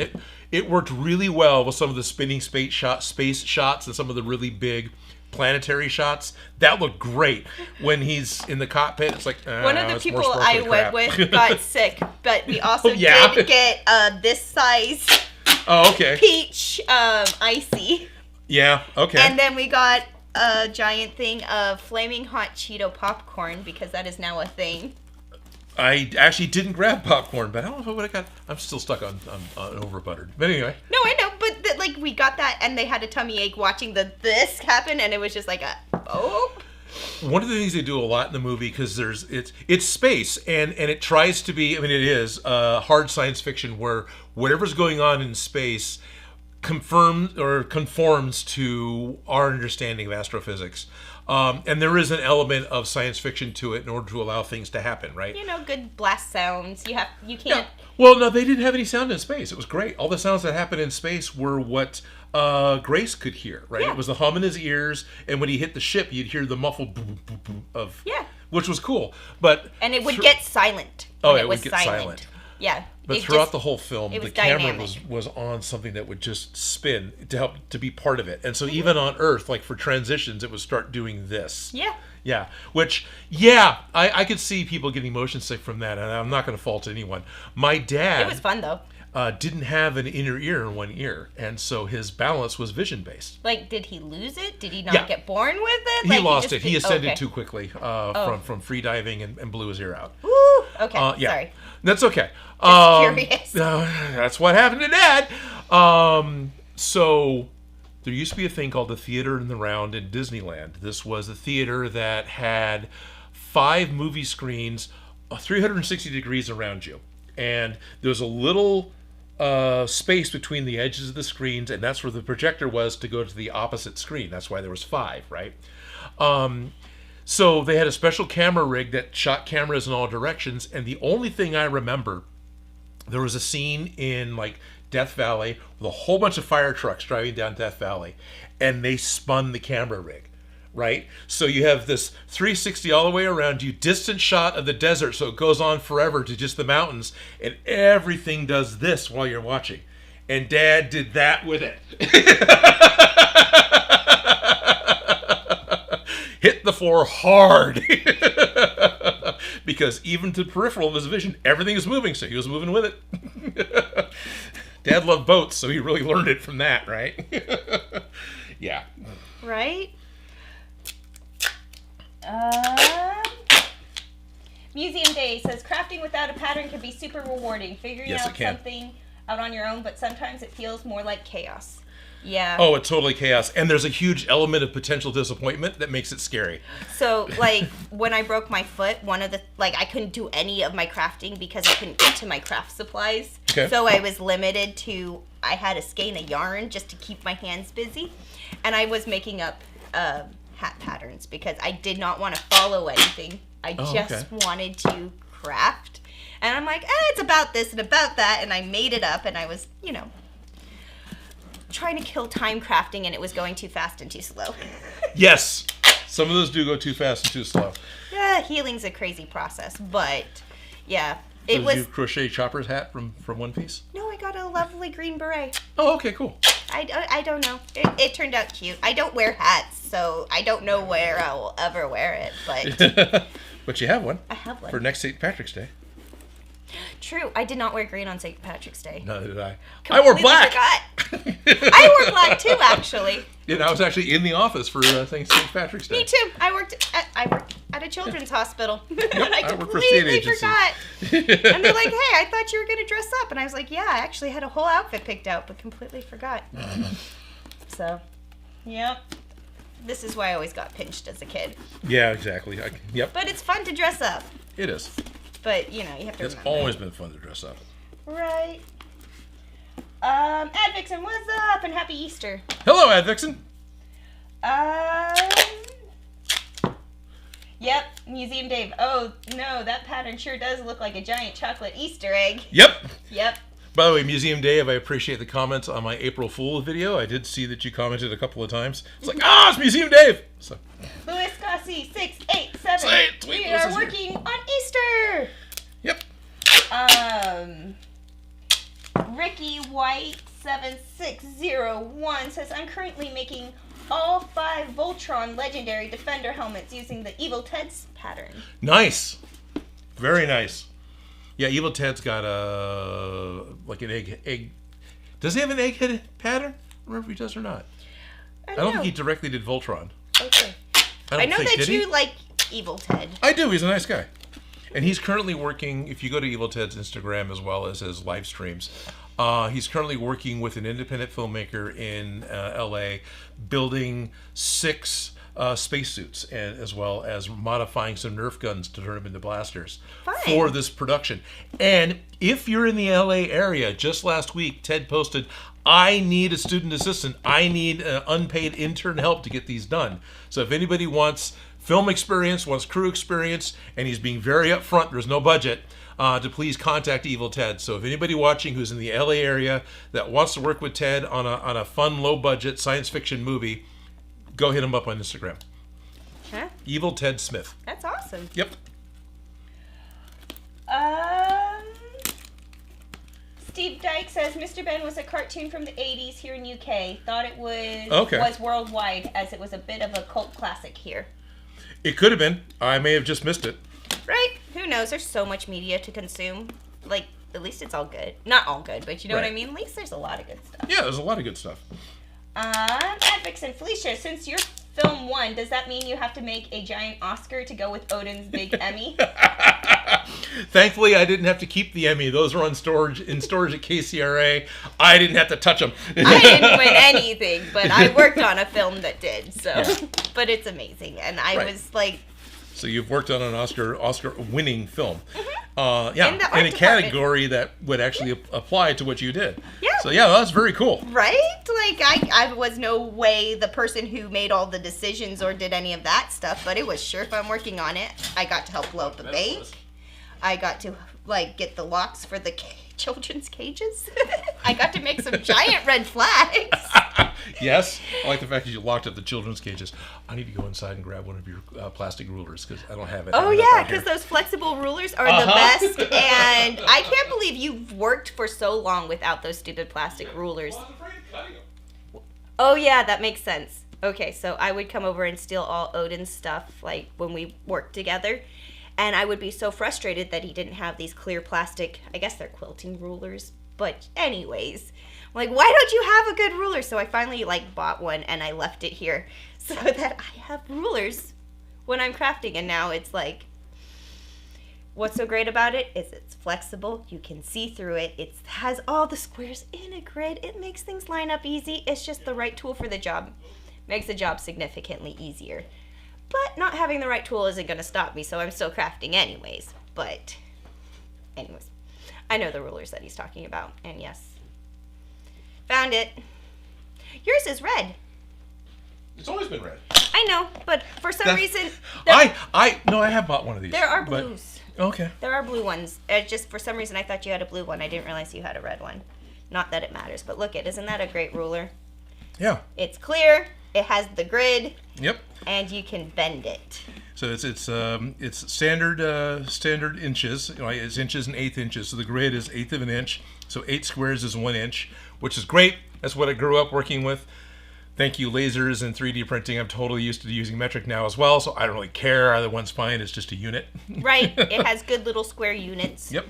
It's flexible, but it's also rigid enough that you can easily trace. So if you'll pardon me, I'm going to reload. But this one at least is just carbonated water as opposed to yet more diet soda. That's a little bit better. It's okay. Don't judge. So Shock Remnant was just letting me know that after watching the pieces in the live stream, these pieces, the wedges, after seeing it on the live stream and watching me trying to fit it, I'm facing away from the microphone, sorry. After seeing this earlier on the live stream and seeing how it fits in the head, it's like, I want to redesign those. I'm going to need your help. So the painted ones are just, oh well. Okay, this is version 1. We have all 8 of them. These will probably still go to the con on Friday. But yeah, long term, they're going to get changed out. You know what? Sometimes when you're crafting, you hit a point, you cut your losses, you stop, and you go, I'm going to just continue and do better. Yep. And as much as I hate ripping things apart, yeah, I hate stepping backwards. Oh, I hate stepping backwards. I hate redoing things. There are times where if you just stop and just start over, start fresh, it'll go way faster, way better, and just be significantly easier than if you just continue to push through and push through and push through with the problem that's compounding and compounding and compounding and getting worse and worse. Yes, and I have done that where I don't want to go backwards, and I end up further down the road, and it is so much worse than if I had just taken 2 steps back, way back when. Yep. Yeah. Yep. And it's just a humbling experience. Yep. But I am humble. I understand. You know what? I see my mistake. I'm not going to continue down that path. Call it practice. So I ran into the house, inside the house, and I grabbed a ruler. And no, I'm not using it.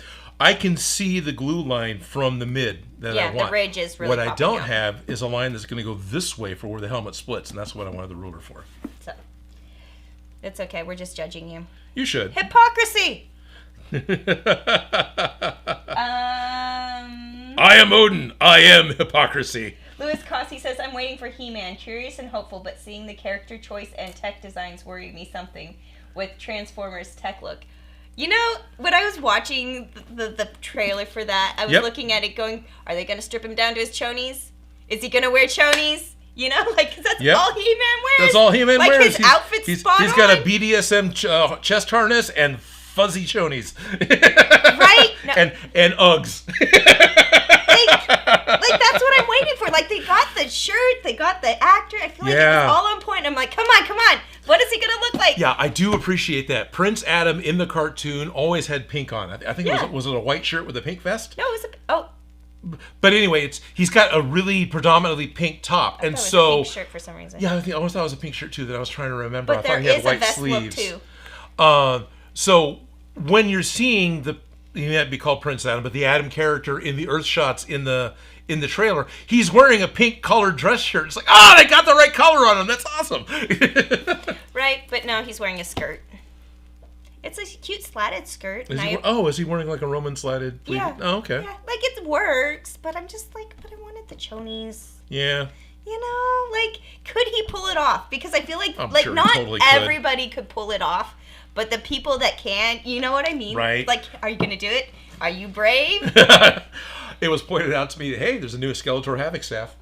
Because it's a little bit different. It's still a Ram's head, but it's got vertebrae pieces to it as well. Is that getting inspiration? Yeah, mild. Those are the things I think I'm more interested in, but yeah. But you're like, ooh. Right. Those hamsters are...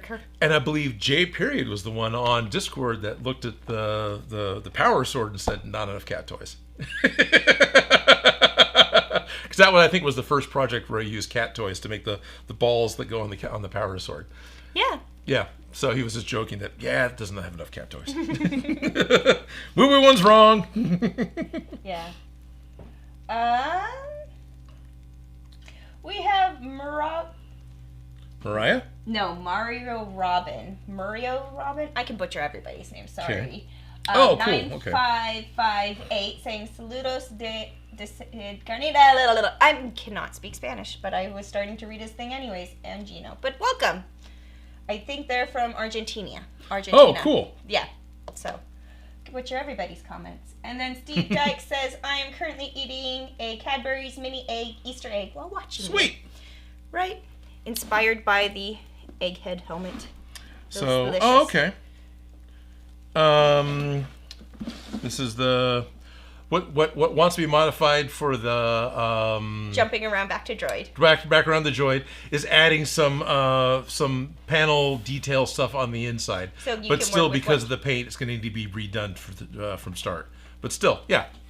So that looks like inspiration.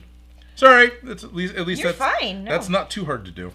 Right. Because that's creating a line design on Inkscape, importing it to Tinkercad, extruding it, and then using the Boolean subtraction method in order to make the curvature fit the pie panel piece. Because I suck at using Fusion, but I can use Tinkercad. Right. It's like, I know how these buttons work. I'm not really oriented with these buttons. Right. And yeah, it makes sense, but... Okay, so... Do you want me to hold that ruler? Maybe. Okay. There we go. I got a good side view with this one. It happens to be the side here, which is nice. So I want to follow, because the helmet's always had this... there's a hinge at the very crest, and they would open up and they had latches here because they were all like fiberglass originally. So we want to at least copy that detail, even if this helmet remains foam and she just pulls it on like a mask. Mm-hmm. But we could give those ridges, lines, and clasp looks. Yeah, totally can. So do we have a side view? It looks like it's a 1/3. You want to do 1/3? Okay, let's... Does it feel like that, or is that a meg? Well, I don't know. Right about here. I'll go back there? Yeah. No worries. Right about... If you've got a thought, I'll go with it. Right about there. Okay. Does that look eyeballed about? That looks further back than the ones I've seen. They always seemed... Like, because it overlaps. See? Well, it overlaps. I'm just looking at the line. Okay, so you think it should be like... I think that centimeter feels like forward? it should be a little more forward, but... Okay. Because the eyes are going to be up here, right? Yeah. So it needs to be... Yeah, it feels like it needs to be forward just a little bit. So right there? Yeah. Okay. Got some wiggle room. Yeah. Yeah. One of the nice things with using Sharpie on the duct tape, there's the ability to erase. It's not permanent. Alcohol will erase Sharpie. Also, if it's quick enough, I can rub it off with my thumb. I don't have alcohol here, but I do have a hand sanitizer, and that's alcohol-based, and it'll do the same thing. Mm-hmm.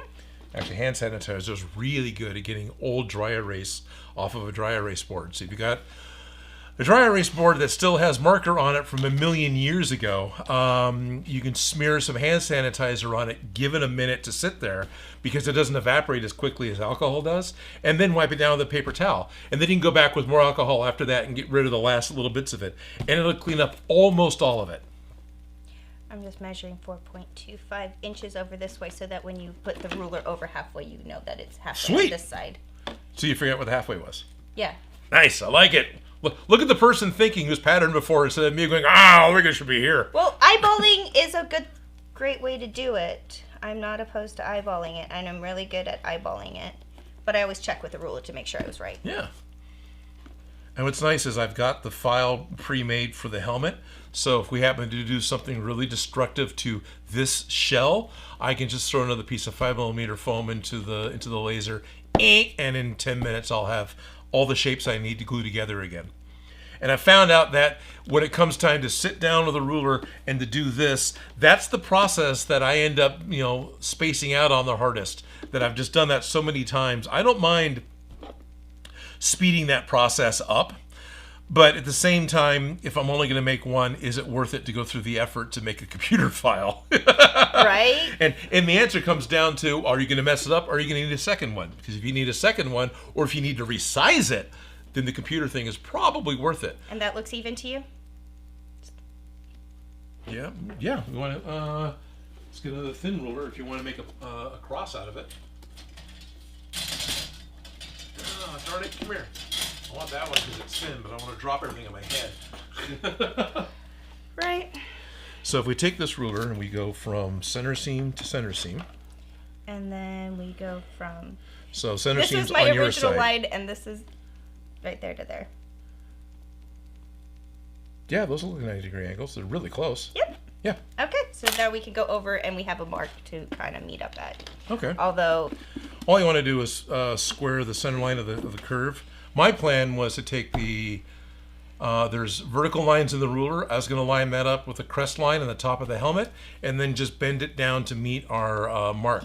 Oh yeah, because that one is completely, and it doesn't quite meet this other edge, so. Is that quite long enough? Yeah. Okay.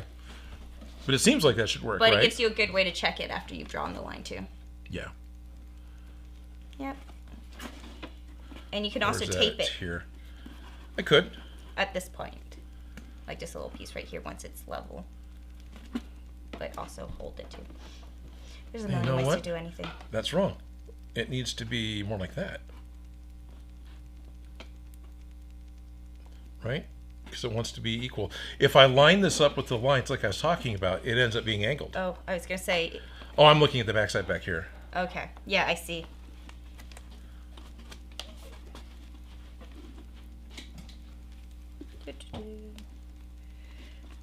There you go. Well, I don't have your finger. I do not want to get your finger in that.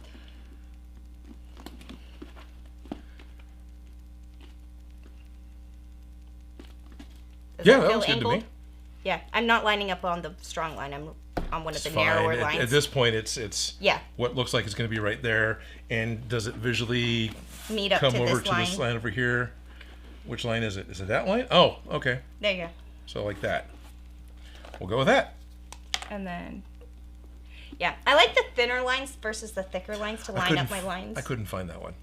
Because I do have a 1-inch one. That's the one I bought. No. I'm saying on this ruler itself. Because see how there's the thicker lines and there's that thinner line? Oh, excuse me. I like to line up the thinner line because it... Oh, it's a smaller target? Or it doesn't obscure? Sorry. Yeah. That worked way better than I thought it would. I thought you meant this is a 2-inch wide ruler. There's also an inch wide one. No, I've got I love both. the 2-inch. This one's my favorite. I like this stupid thing. You've left 2 of these 2-inch rulers here, so I've got 3 of these floating around. And because I bought I'm the 1-inch one. When you don't have one. And I bought the 1-inch one, but I don't know where the 1-inch one is currently. Yeah. That seems pretty good, doesn't it? It's a line. There's no real easy way to show it off, but it's not centered. It's set back. It feels like it's still a little. It does look crooked, but that's because this kind of comes up here. Okay. Doesn't We'll just leave it at that. We just leave it at that. It doesn't really matter. I mean, does it? No, because there's going to be about a half an inch of overlap. So I'll just start sketching other things out effectively. Yeah, because we need eyeballs in there.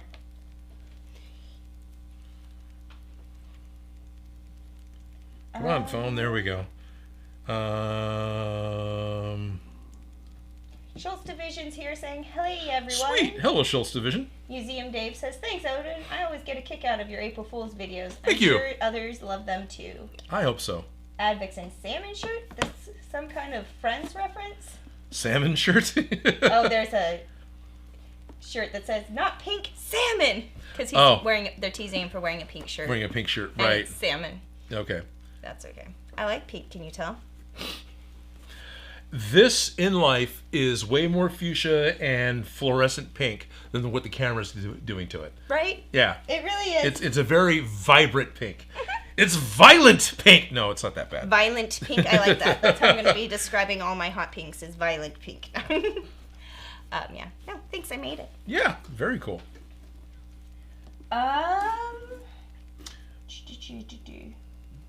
Schultz Division saying to remember to leave a like on the stream. Thank you, Schultz Division. Always a good one to help remind us of that. You know what you don't have?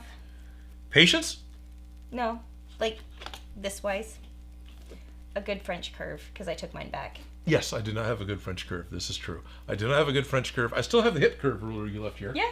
I really appreciate that. That thing gets used here, so I'm like, as long as it's being used. It's being used. I haven't used it, much recently, but it does absolutely get used. Yeah, because a French curve is the right tool for this job.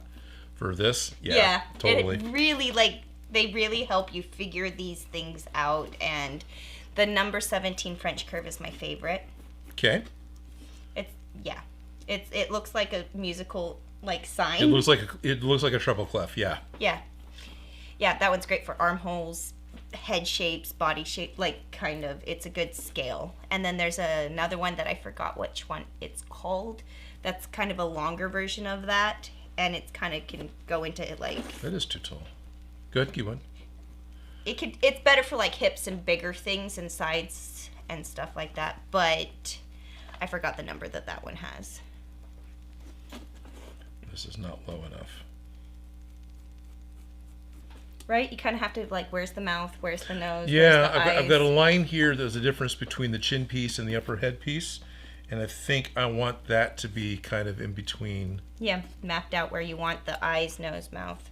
Yeah. Forehead. Are you going to have 3 head, 4 head, or 5 head? Fair enough. I like that.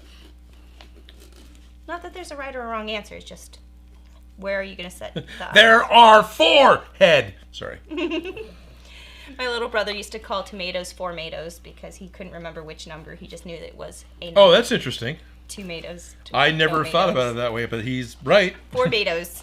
And so still, every once in a while, I'll call him a formato, and people are like, what the heck, you weirdo? What the heck are you doing, you weirdo? Yeah. Yeah, no. I knew somebody whose brother was named John, and I kept teasing him that his name after the toilet. Yeah. I have an Uncle John, too. Yep. My dad was John. I never considered that. Yeah. I also have an Uncle Richard who goes by Richard. Yeah, my Uncle Richard goes by Richard, too. Can't imagine why. Yeah. Yeah.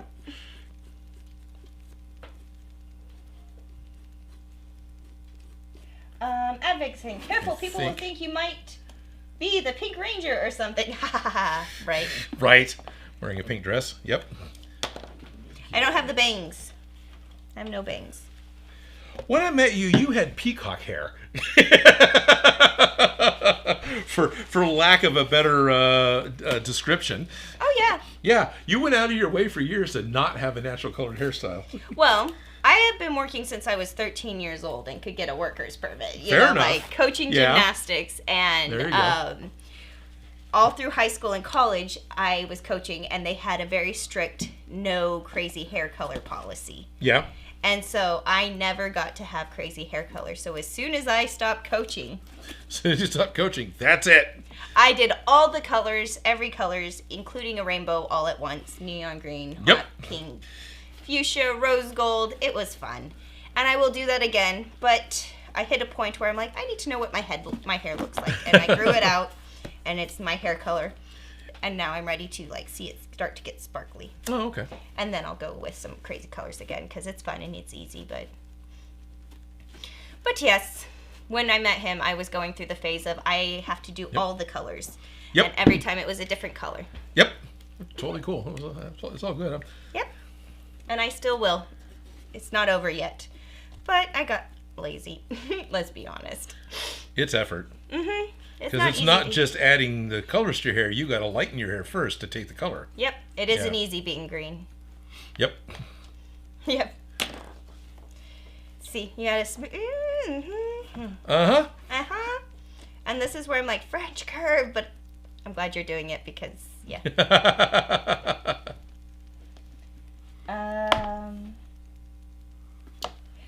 Oh, that's more teardrop shape too.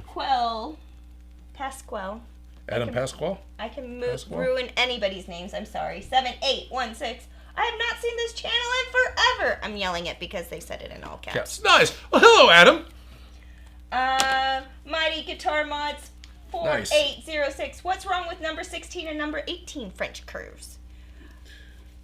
Okay, valid question. You said 17's your favorite. So what is it about 17 that you think is makes it superior to the other 16? Or however many there are. I don't know if it stops at 17. No, I don't know if there's a full grading system Okay. going on.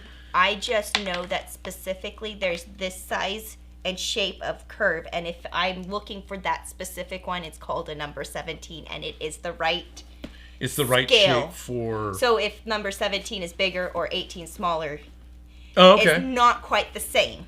Okay. So scale-wise, it's the number 17 French curve if you're trying to find it on Amazon or something, or Googling it. Because one time I'm like, I know there's a name for this curve.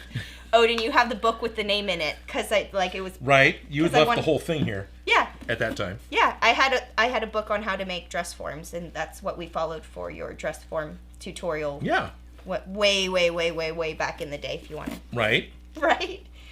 But that one had the name of the French curve, and I was like, Odin, what does it say there? Because I want to get it, and I can't find it, and I'm looking for a very specific curve. Yeah. And that's the name of it. That is why it's the number 17, because it's specifically that one. It is the right scale, shape, and curviness of it, because you can move it up and down. Yep. Yeah. And the French curves are just... come from the French fashion industry, I'm sure, and so no, they're a drafting tool. Oh, okay, wow, patterns, all right. Like you draft bodies, you draft things. There's all sorts of French curves. Then they come in all sorts of shapes and sizes. Okay. But specifically for fashion, for human body scales, for arm sleeves, necklines, and things that I need a French curve for. Mm-hmm. That one's my favorite because it's body size, or like it's the curve size that I use the most. Okay. So it's weirdly specific because it's weirdly specific. The All right good. tool for the job makes it significantly easier. Yes, it does. Not having the right tool is not going to stop me. No. So. What was it? Was it your teacher saying that a craftsman will have the right tool and an artist will use any tool? No, but I like that saying. Craftsmen will have the right tool and an artisan will use any tool. That makes sense. Apparently, I'm an artisan. Yep. Yeah. But I'm very precise. Yeah. Despite my being blasé about things. Yeah. You can be very precise and you're very good at, it's this. Well, what is that? Oh, that's 2.5 inches. Are you sure? Yes. He's seen me do it many a time. Many times. Something else I could never do, and she swears up and down, no, you just do this. It's the ripping on the bias. It's being able to rip the fabric. Not bias, grain line. Okay, ripping on the ripping on the grain line. Well, I try to hulk through it, and I just make shreds. But she'll grab it. It's like... Fabric always tears straight of grain on a plain weave. You get into satin weaves and other weaves, it's a little more of a complicated process. But the easiest and best way to treat fabrics, especially silks, satins, and those delicate fabrics, is not to cut them with scissors, it's to tear them. And you just... And it's so satisfying just to rip the fabric. It is very satisfying to watch her do it. It's fun. And yes, it's just kind of like, it's right here. And you also have to know that if you are not on grain when you start tearing fabrics, you're going to lose fabric in getting it on grain. So okay. If you're cutting a straight line and then you tear it and you're like, but the line's going this way, the line that you cut wasn't straight. The line you tore is the straight line. And so then you square up off of that. And if it's not quite right, you smoosh the grid until it is, because it always tears along the stronger fibers, which is the weft fibers. Okay. Yep. Never be afraid to smoosh it. Yeah. And steam is your friend. Yes. Yes. Shop Gremlin, I miss my emerald green hair. Yep. Shop Gremlin emerald green hair as well. It is fun to have fun hair colors. It always is. But I do not like wearing wigs because they are itchy. Wigs are hot and itchy. Yes. Yeah. Like, I feel like there's a place for them, but... There is. But when I cosplay, if I cannot wig, I don't wig. So I agree with another cosplayer that we're talking about. A third cosplayer at one point. I was agreeing with someone else who was talking about Mick Thor, who's a retired cosplayer now, but Mick Thor did a mashup of Ronald McDonald and Thor, and then would do all sorts of different versions of Thor as Ronald McDonald, with a big mag hammer and everything else.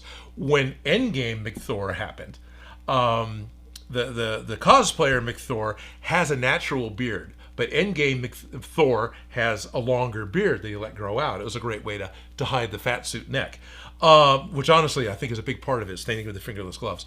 So, fake beards are annoying to wear like a wig because you're gluing this stuff to your face or letting it hang and hope everything's okay. He would literally spirit gum a fake beard to his real beard.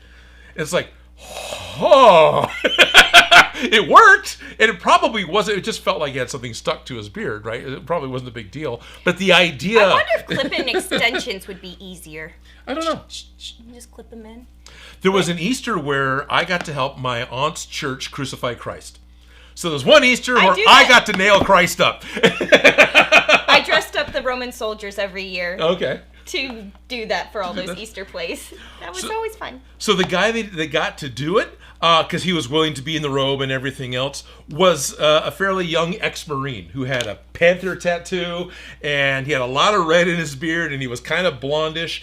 And we're starting to do it, and everything looks fine, and he decides, I need a haircut. And he goes and gets a really short haircut. It's like, what the hell are you doing? Thankfully, the husband of my cousin was a hairdresser for Music Circus, and we went out, and I think they bought a cheap crap wig. And so we looked at this wig, it's like, this isn't going to work at all. It looks like, Sergeant Anus from Smosh, that wig. Ripped all the hair off the wig, so it's just the surged string of hair. Yeah, the wefts. And then the wefts, and then parted the guy's hair, glued it to his scalp, put more of his real hair on top of it, glued the next one on, and layered everything up. Yeah, and then once all that was done, which his real hair color was totally not the wig color and not his beard color, Danny went through and blended it with brown mousse, and it ended up looking really good because it had all these different undertone colors with this over color that made them all match. Jesus must have been fabulous. Wow, yeah, Jesus was fabulous. And we did it twice because church, right? You have early morning service and normal service. The 10 a.m. service, when Jesus came in through the eastern door of the church, the sun was just right. So kicked the door open. Oh yeah, his robes totally bloomed in life. It just was glowing. It was like, oh wow. Magical. You gotta appreciate good stage presence. Yes, that worked out really, really well. And lots of I always think of tattoo concealer to cover up the panther. And I always think of Anthony when I think of beards because that day we had to go film on the beach.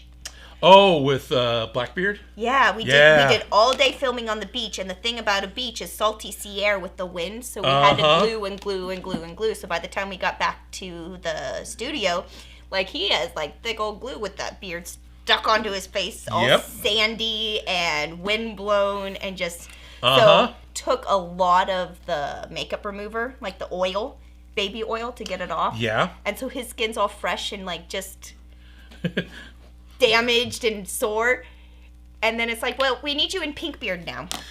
Oh boy. And I'm I've never seen him be just so deflated, oh, it's finally off and I feel good, and and he's like, do not glue that to my face. So I think we ended up was that the same day you shot at the beach, drove back to Sacramento, stripped it off, and he had to, wow, that's a hell of a shoot day, because did you at least spend the night down there, or did you go down there? So you were 5 hours on the road, plus wow, because a round trip. It's going to be 2 hours plus, right, each way. Driving there, driving back. Yeah. Yeah, but also that was a really good shoot. We I believe had some it. Great shots, Frank going up in the air when they got shot. Anyways, I also learned the trick of spraying the glue on the cave walls to cover up the graffiti.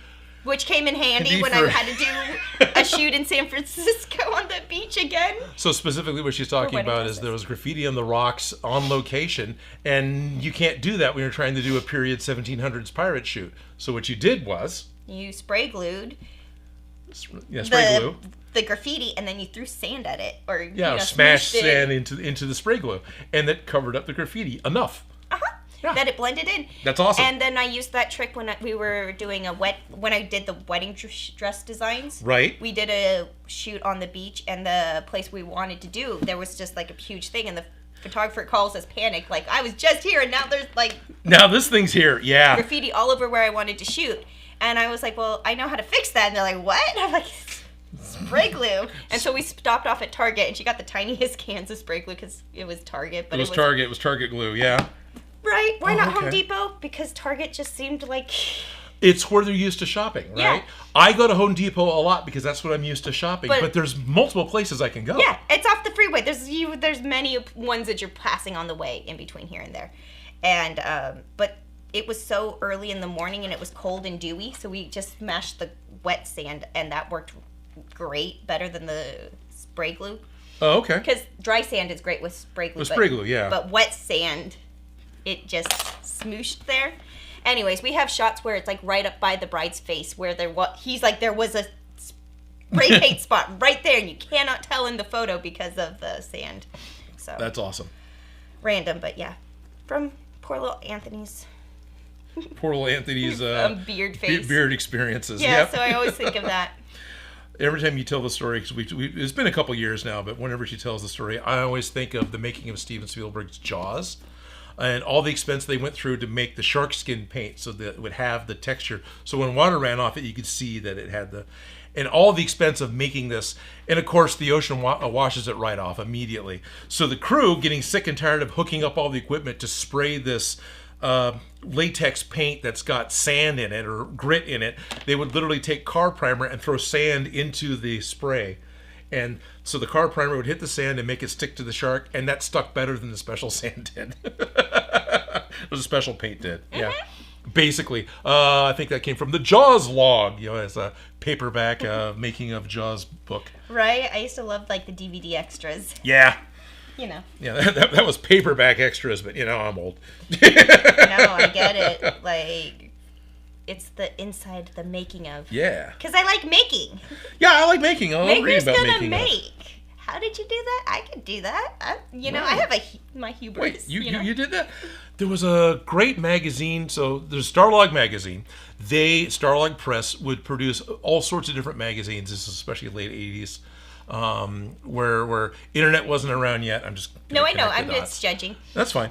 And they had a Cinefex. No. Cinefex is a different magazine. Wow, I'm not remembering now. But there was a Starlog magazine about how to make low-budget movies, and they had a really cool blueprint in one issue on how to make a Steadicam out of showerhead parts. Yeah. Right? And I knew somebody who made it, and it worked. Like once they shot a feature film on an iPhone 5. Yep. I ended up getting a Steadicam for my iPhone. Yep. I was just like, I ordered one for work. We got one for work. Right? We have both the gimbal robotic Steadicam and one of the ones where it fits in the frame and you hold it on either side. Yeah. Because if you hold a camera further away from the point of rotation, it greatly reduces it. Oh, yeah. Yeah, and so that works too. I had a friend who was going to Greece, and he was a cinematographer. So he was like, how am I going to pack all of this equipment that I want to take with me to film this project that he was working on? Mm-hmm. And I'm like, well, we can shoot on an iPhone. Why don't you get just the smaller camera size of these little rigs? And he's like, I never even thought of that. Yep. But also, if you're on an iPhone at this point, Blackmagic Design, who produces a lot of professional video equipment, they have an app that unlocks all the things within the iPhone. So you're able to adjust your aperture, you're able to adjust your ISO, and all these things that are not easy or almost impossible to get to with the normal camera on your iPhone. Ooh. And it'll shoot in RAW. I didn't realize that. That's fun. Yeah. I will have to go check that out. Free. That's cool. Vixen, Odin, can you just take a moment to digest that comment? You had your church do what? Yeah, we nailed Christ to a cross like with a hammer. No, it was great because the pastor wanted it to be bloody, right? Wanted to show the pain of Christ. It wasn't just I mean, it was all very, what do you want to call it? Symbolic. But at the same time, he actually wanted the gore to some extent. We had fake blood. And so I ended up making little prosthetic volcanoes that we stuck in his hands, right? And hatchet packets. No. Effectively. And then I made plastic nails that would fit into the volcano shape. So we could do this. And then when it came time to take him down, they could just pull the nails out because they were just in by friction, and he still had the wound. And then, of course, part of the mythology is that a Roman soldier sticks him in the side to see if he's still bleeding, because if the blood is separated, then they know he's dead, right? Well, we didn't want to do that, because I actually asked the pastor, well, it's supposed to just be plasma and fluid coming out. You're not going to see it. Do we want to just do straight blood? Yeah, we'll just do straight blood. Okay. So I made a big gaping side wound, but when I sculpted it, it had this reservoir in it, right, that we could load up with blood. My thought was that it should trickle out. Well, what happened is it's glued on, and the guy raises his arms up, which stretches the thing out, and it doesn't trickle out. It drains out. Oh, it drained out. And then, of course, we had a little bit of this in hands, and that ran more than I wanted it to. And there's a lot of the, it's like KY jelly with water and a few other things to help make it thicker. Stuff I learned from Rocky Horror, that food coloring KY jelly works really well as a permanently shiny blood. So we're doing that. It also works great for sweat. Yeah, it does. Glycerin, yeah, and yeah, both. Anyway, yeah, so he's up there doing the whole thing and all the lines, and he's just bleeding, and found out I made my dad cry. So happy about that. Right, the weird things that we've been asked to do. Right? We had a whole Jesus linen hippie box for the wigs that were for... Yeah, yep. That specific. Yep. I had my favorites.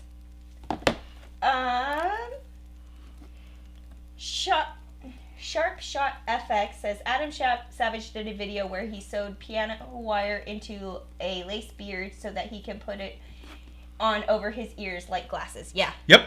In all reality, like, if you don't have to have something glued to you, it's better not to. Yeah. Like, can I stick the heavy earrings to the hat? Did you guys ever think to do that? Or the wig itself? Right. So, like, you don't have to, weird things you can do. The whole time I'm talking about the beard, I'm remembering Monty Python and the Meaning of Life, or not Monty Python and The Life of Brian, where in the beginning they got the stoning, doing a stoning sequence, and the women want to stone the person who's being punished, but of course only men can do it. So they start handing out fake beards to all of them. So they've all got this, which is the piano wire fake beard thing. It's just a hook that goes over here. Yeah. Oh no, we're men. Yeah, we're. Anyway, I always kind of wanted to try the beard where you like braid it in the front. Oh yeah, that'd be cool. Like a dwarven beard. Yeah, and then the braid it around. I feel like I could pull off a beard. Yeah. Only the most beautiful of dwarven women have beards.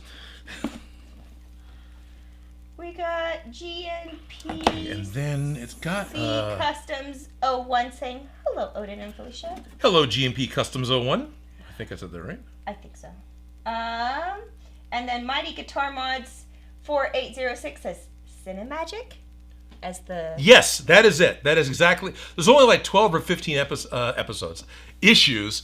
Cinefex went on. It may even still be in digital print. That one's really good for behind the scenes. But yeah, Cinemagic, totally. It's a lot of the stuff that it did you can buy now, and a lot of it is done for Super 8 and 16 millimeter filmmaking, because this is pre-video. But still, it has some neat stuff in it that works. Yeah. Vixen says, don't forget the face detailing are not flush. They are recessed with lip edges. Yeah. But you got to get the shape in so that we can then take the pattern to make all of that. Right. So my thought was to... Camera... Probably 3. 3 or 2? 3. Yeah. So my thought was we would end up cutting this portion here out. Sorry, it's a little extra far away because I was shooting Droid stuff the other day. Oh, that's actually way better than I thought it would be. No, it's great. So this is going to be what I wanted to cut out for the mouth. And the foam is 5 millimeters thick. So I figured that's probably thick enough for the top layer, and there's a secondary layer because there's like a step. Yeah. Yeah. And then there's the lip piece. So if we do that, that means that it'll give it 8 The to 10 depth and millimeter, dimension. and that should be plenty of depth and dimension. I'm concerned about making sure this piece between the eyes and the mouth is thin enough. In life, this actually might be a little too thin, especially now that I'm looking at it on video. Yeah. But it looked like it was okay, so I may lower the lip line down. Bring it down, and then also maybe... Yeah. Well, that looks really thin, too. I can bring the chin up. Slightly up. Not a lot, but just like an eighth of an inch. All right, so... In my opinion, but... Yeah, go ahead and cut away. I'm not going to be able to do that with you on there. No, do it. Yeah.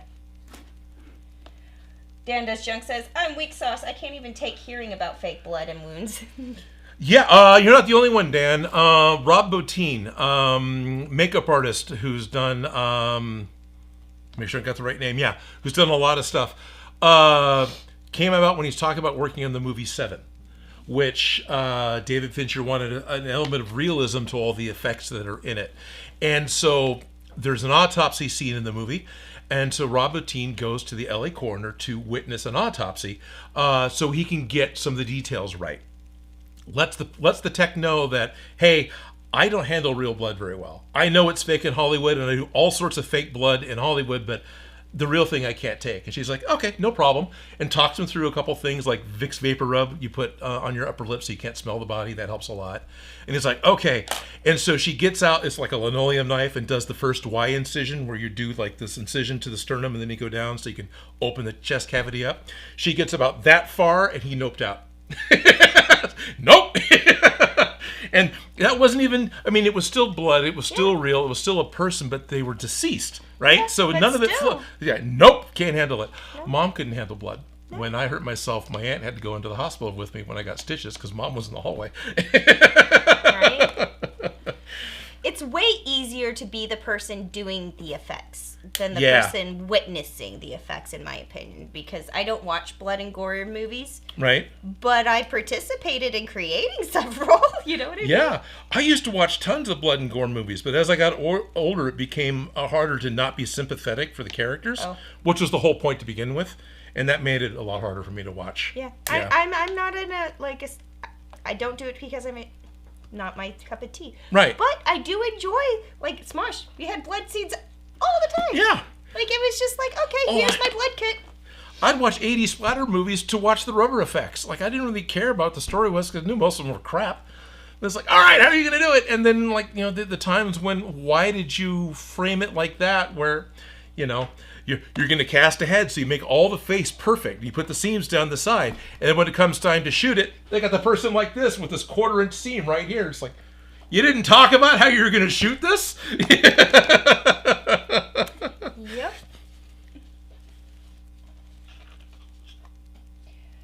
GNPC Customs 01. Odin, I have a question about your pattern making. Sure. Similar to what you're currently doing.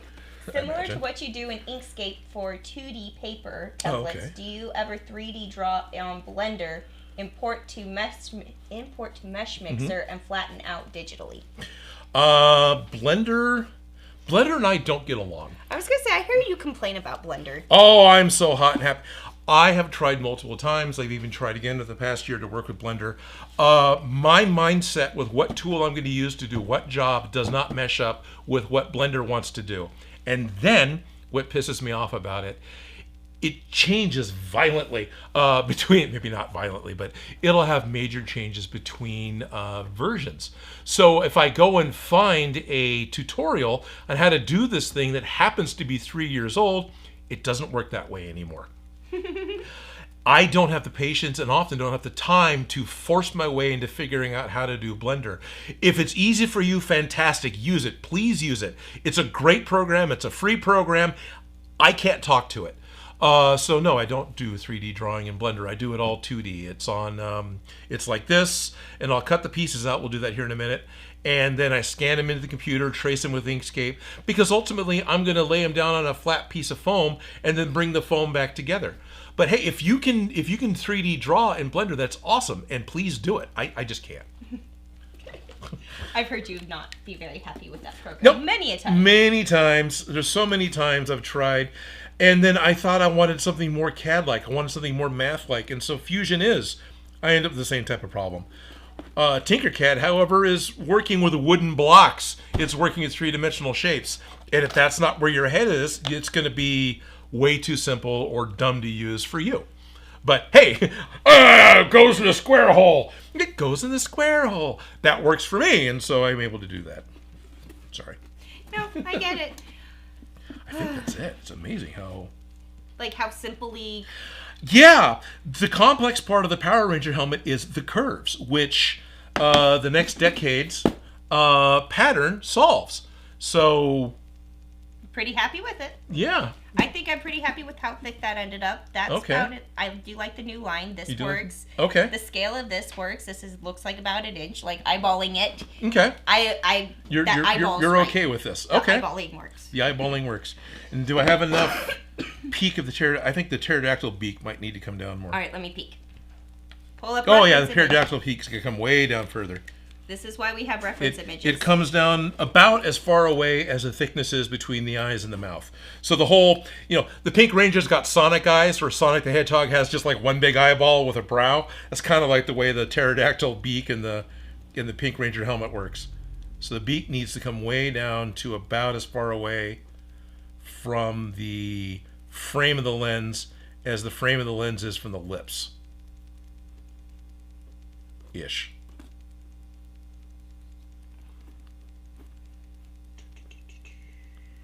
The other thing I'm doing with the whole pattern making, I'm only drawing out the right side because I'm going to make a symmetrical shape. And so all I have to do is take all the right-hand pieces, turn them over, and I can make all the left-hand pieces and cut them all out. And then when it glues together, I'll end up with the three-dimensional shape that I want. The only tricky thing with doing this is going to be the pterodactyl piece itself. That's the one part that's going to have a little bit of carving, actually a lot of carving to it. And now that for that image, this is right, but I think for this image, I think your original lines were correct. Okay. And I think this one is the right because it's about a thumb. It's about a thumb? Yeah. Yeah. I was just thinking it's about the same distance. This void is about the same as this thickness. But it's not. It is greater. Yeah, see? Okay. Like that has a little bit more space and this is a little thinner. This doesn't have as much shadowing going on. It's got the mouth is recessed further back. Yeah, see, that it is pretty deep in there, okay. Isn't it? Something else I hadn't noticed. So while the cheeks down here are going to be 2 layers 8 millimeters back, the mouthpiece should be more like 12 or so millimeters back. Here. Yeah, there's room chunk in there. There's room in the helmet. There's room in the helmet? Okay. Yeah, so that's not going to be a big deal. I wonder if we can cheat and put some vents in around the mouth so you have some space where you can inhale fresh air from. And speak. Here. And speak, yeah. Because when you're wearing a helmet, sound doesn't work the same. Your ears are covered. Right. And so, even though you can hear what's going on, it's not going into your ears, so you don't know if sound's directed at you. So it's hard to understand especially in a noisy con and you're trying to listen to a softer spoken person, you can't hear them at all. Exactly. And then also when you're speaking, if your mouth's covered. Right.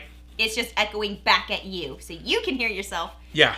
But other people can't hear you because they're talking through your hand. They're not going to understand the words you're saying.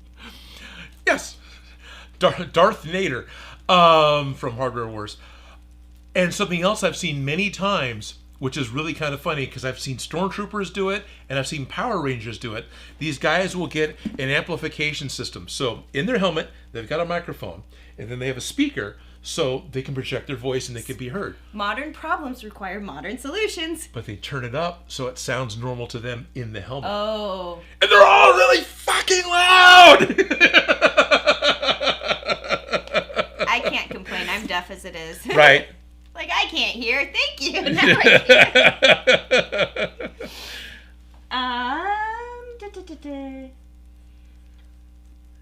Stupid Monkey says, I'm with Odin. I love Tinkercad, LOL. Yeah. Schultz Division likes Blender. And GNP Customs 01. And Felicia just pronounced it correctly. It's GNP Customs. Yay! That means I can pronounce it wrong if you like. I feel cheated. You didn't pronounce it wrong. Shop Gremlin says Tinkercad file size limit the browser interface is correct. Why I don't use it. Correct. That is an issue I run into. There are size limits for what you're bringing in and size limits for what you're putting out because it's browser based. Yeah. If you can make the other ones you can work, do argue it. the pterodactyl is covering the rest of the visor. I mean, if you're going to detail the crown, anyways, just do a big eye hole and reuse the pattern for the other Rangers. Oh no, I don't mind doing this again for the other Rangers. Yeah, are you going to do the other Rangers? I thought we were just going to do the pink. We're only doing the pink one today. We're only doing today. the pink one. We're only doing the pink one now. But I mean, at this point, it's like, oh, okay. We'll see how the Rangers go. But you know, you're getting excited. I'm getting excited. Project. I got a major step in the direction that I didn't know how to solve. The Sentai helmet. And I don't want to make promises I'm going to make all the Rangers, but you're like, now I know how to. I'm not against it. I mean, after 2 months of, hey, is this going to fit? Within one, I'm not upset. It just happened to be that long. Maybe not that long. I might be exaggerating. Within one live stream, I've got this done up. The pattern figured out. That looks pretty legit. Yeah. So if this was a normal Odin Makes work day, by dinner time, I could have this covered. Mm-hmm. I could have the parts cut out and put back on. So it doesn't seem impossible or inappropriate. Yeah. We are crunching to get a droid done, so I'm not going to touch this much over the next week. And then we got to move the shop, so same thing. So this is meant to be done on the live stream. Yeah, though. it'll end up being done on the live stream. I may end up doing some computer work on it, but just, I don't have to. We can cut this out by hand. Do you want to do it on the computer? Only if we need to resize it, but... Then you can keep it in scale with your current pattern. Right. Well, this should be in... This is the 133. It should be in scale with that, but I could see going either way with it. Okay. Right. It depends on your excitement levels. Yeah. Excitement, energy levels. Yeah. This weekend, we're going to Santa Cruz Comic Con, Surf City Comic Con. Much funsies. So that means this weekend's kind of... I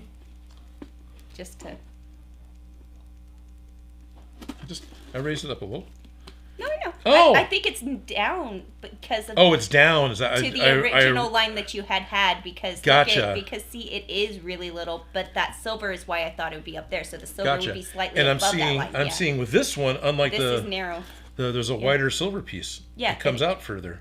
Yeah, it kind of comes out like the side of the face, and then it goes narrow to the chin. Reference images, people, they make a big difference. If I don't use them, I'm using the Do 3D file, assuming that they went through all the effort to get it as right as they could. Yeah, but then also I have my own taste and flavors, and I'm like, this is the one that I'm trying to do, so let's try and make it. Which is awesome, because right now our roles are completely reversed. Usually I'm like, no, I want to use an image from the movie. I don't want anyone else's interpretations. Right? And I'm like, hey, look, they've interpreted it down to the basic elements. It gives it the right flavor. Yep. Our roles are totally reversed today. It's okay. And then the buckle goes down here somewhere. So I'll just do a... Here's her with the buckle. Oh, the buckle should be way down here. Okay, I thought that was the buckle. I think that is the white... Oh, that's weird. Is that just a specular highlight? Oh, yeah, I think it could be. Because I'm not seeing... Going off the... Yeah, the... Going off the 3D file, I didn't... Oh, darn it. My phone is not responding. We're both having phone problems. Right? Yeah. Okay. Now I turned it off and on again. Have you tried turning it off and on again? Oh, no, I do see the lines in here. I was just ignoring them before. The 3D one does have that extra wide cheek part. All right. Is that going to be too thick? Is it really just going to be 2 mil? Wow, that could be kind of cool. Because looking at, basically these lines are a panel. Yeah. And it looks like, the lines I got drawn on the side here. And it looks like from the base to here is only about a 2 millimeter jump. And from here to here is only about a 2 millimeter jump. Yes. I mean, I could do 3, but I think that would make the top too tall. Yeah. Yeah. So it's just 2 mil. That's awesome. Yeah. And it'll be easier to shape. Oh yeah, it is. Oh, 2 mil, you can smoosh it. Yeah. And the eyepieces are fully black, aren't they? Yes. And now that we can get away with some stuff. What do you mean get away with some stuff? What are you talking about? The Mandalorian helmets look like they're black, but you can get the IR green for basic welding. They're like, now this is a compound shape, so it may not work as well. But you can get like $5. These they're still polycarbonate. It's a flat face shield. Work great for Mandalorians. You can cut them with scissors, and so we could potentially cut it out to make it fit this, but we're not going to get the bubble eye look, right? Because like paper, unless you heat plastic, you're not going to be able to get the three-dimensional shape. But without something to put the plastic against for it to cool, you're not going to get to three-dimensional shape. And if you heat up plastic and put it against something, you're going to ruin the optics of the plastic. Mm-hmm. Now, you talked about at one point finding... So this is kind of the face shield you were originally talking about. That's what I'm talking about right now, yeah. Because that'll ship flat. Right. So it's just a face shield replacement lens, tinted full face shield compatible with blah, blah, blah. It's like $15 for 2 of them. They're great for Star Wars lenses. What about that? That looks great. Oh, it's only $15 too. Because that's what I was thinking about getting, but do you think it's going, because it's curved and it's like the full face size? Yeah. Do we have dimensions? More pictures of how well it fits on somebody? Oh, that'll be fine. That should be fine. Right? And you could get in different shinies. Yeah, you can do the Star Trek 6 Oakley visor helmets. That's cool. Right? Yeah. So if I got that one, would that one work? Yeah, let's do that one. Okay. Black or shiny? Your choice, your character. I think she's just, isn't it just black? It's just black. Yeah, but if you want to be funky, shiny, fun. I mean, it's always funky, shiny, fun. I'm just going to go black. Everything's always funky, shiny, fun for Felicia. All right, I added it to the cart. So for now, let's go with that. Because I feel like that just can pop in there. I think you're right. And it's curved. And it's curved, it's close to the head, and hopefully close enough, and hopefully we can flex it if we need to, because it can get pretty thin down here. So yeah, I had concern over it conforming, but no, you're right. That's really pre-curved. It's pre-curved. I didn't want to order anything beforehand till I saw what it physically looked like, because like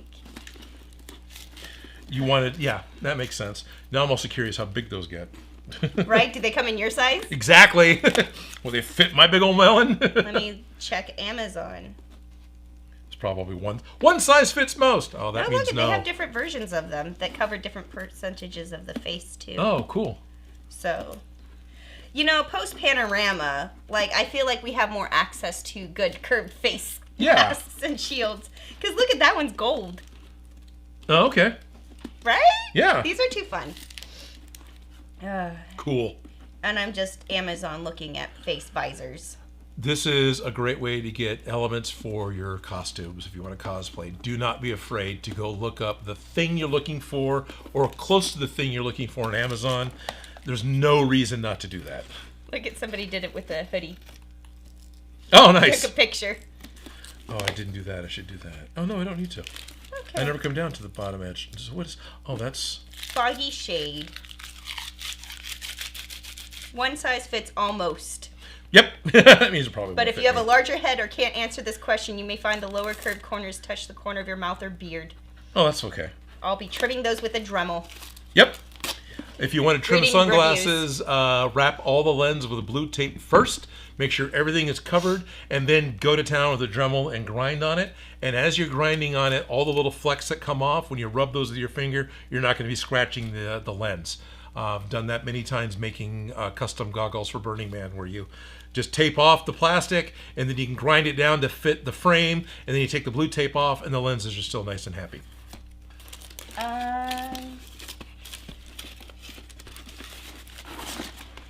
There we are.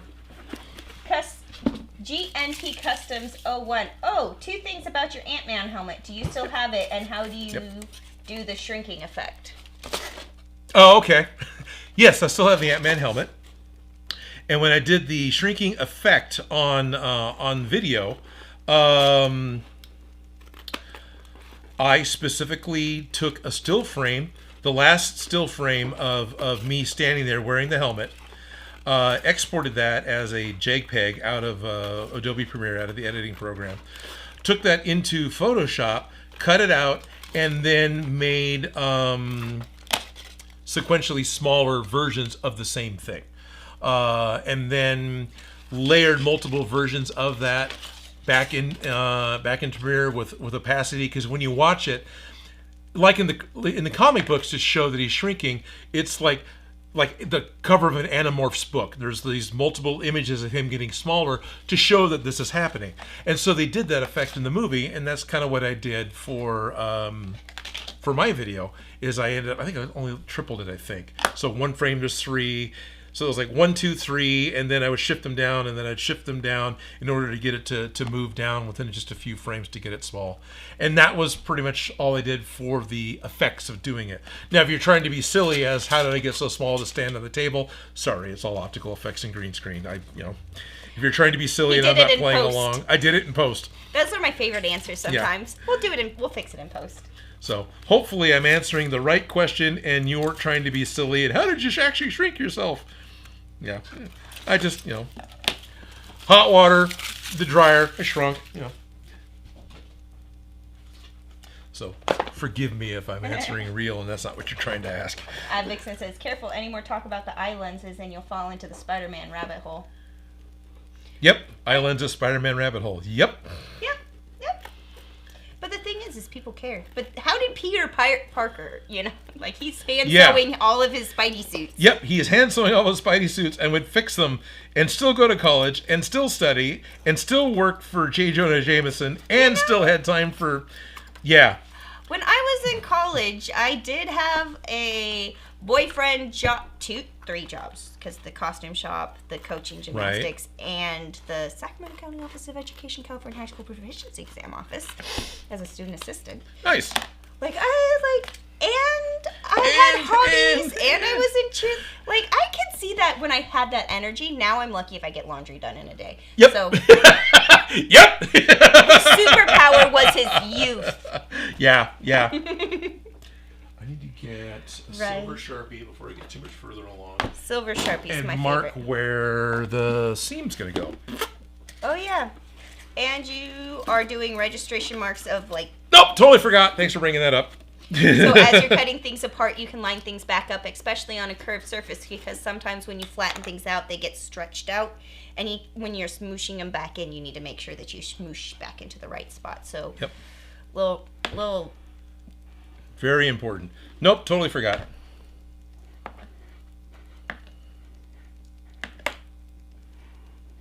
One size caps fits all, sure. Yeah, no. Godalope is here saying, Odin and Felicia! Hi, Godalope. Hey, Godalope. So.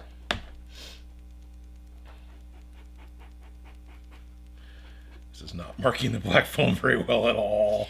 I know. Silver Sharpies, I love them, but they die fabric so quick. Just soaks it up and drains the sponge, and then they dry out so easily. And I found that if you do this, you could get it to go better, but then also it will sometimes bleed when you do that because you're. Well, this has been stored capped down like it tells you to do it.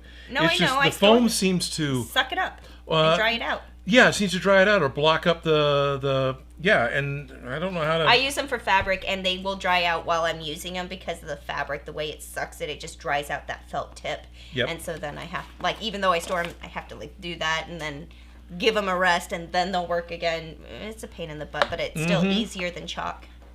Yeah. I like it better than chalk. I like Silver Sharpies. I still like them. They do the job better than most tools, even though they are frustrating. Yes, they are.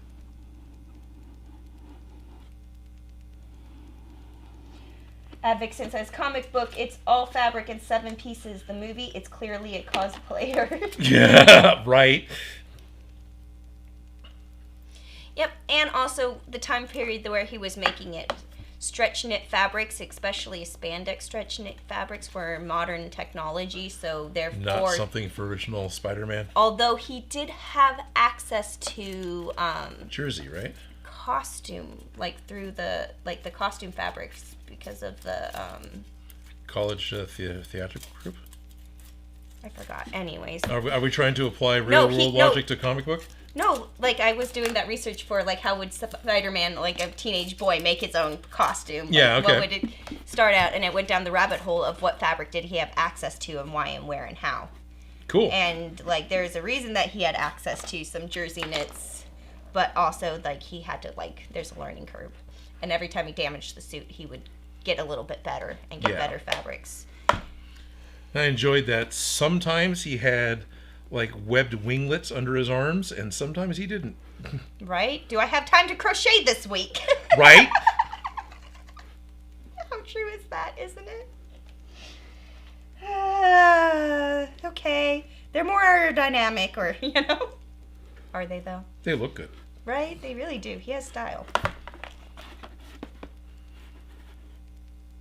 Wrestling, Felicia. He was a wrestler before Ben died. That's it. I was like, he had like some showman. Okay. What was it? It was the wrestling. Was that from the comics as well, not just the first movie? I think so. Oh, cool. Yeah. I don't know it that well. I know the character, and I know a lot of the stories, but I don't know all of it. I find it fascinating, costuming, especially in American history, like the way they got access to their costumes and the fabrics that they used and the showmanship and the sparkles and the sequins from gelatin and the stretchy fabrics, because, you know, in order to do acrobats, you have to be able to, like, have fabrics move with you. Right. I like geeking out about that, and I thought Spider-Man was a very interesting case study. I'm putting the... Nerding out over costumes. Hey, that's what we're here for. Right? I am putting, before I get it cut out, I am putting my pattern piece back onto the helmet, so I can mark where I want the helmet to go in half, so it matches my pattern. Just what I'm doing, right? Right. No, you're setting yourself up for success. Oh, I'm trying. Because you've run into these issues before. Yep. What I didn't do was put those marks on. Yes. That's what I was just going to say. Please do. I will. Now, of course, a lot of them don't have them, but that's okay. I don't mind that you put them on. It's okay. We'll appreciate the ones you do have. It's pretty much the only seam is going to be down the center of the head. Almost everything else is an artsy seam that doesn't...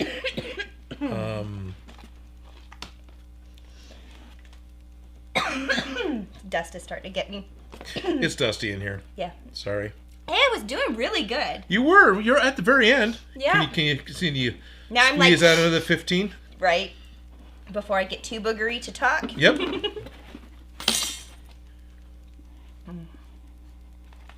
I'm just going through on all of the lines that have to line up, especially in curves, adding a little mark just to make it. But those aren't lines. They're not lines? You're not going to cut these ones? No, I'm totally going to cut them, but this is a piece that gets glued on. This is a piece that gets glued on top of that piece.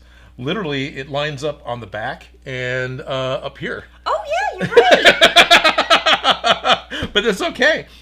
Explain what you're doing, why, and don't forget to show a close-up camera, because this is important if the pieces you're making fit together like the helmet does, where the seams have to connect instead of overlap. Right.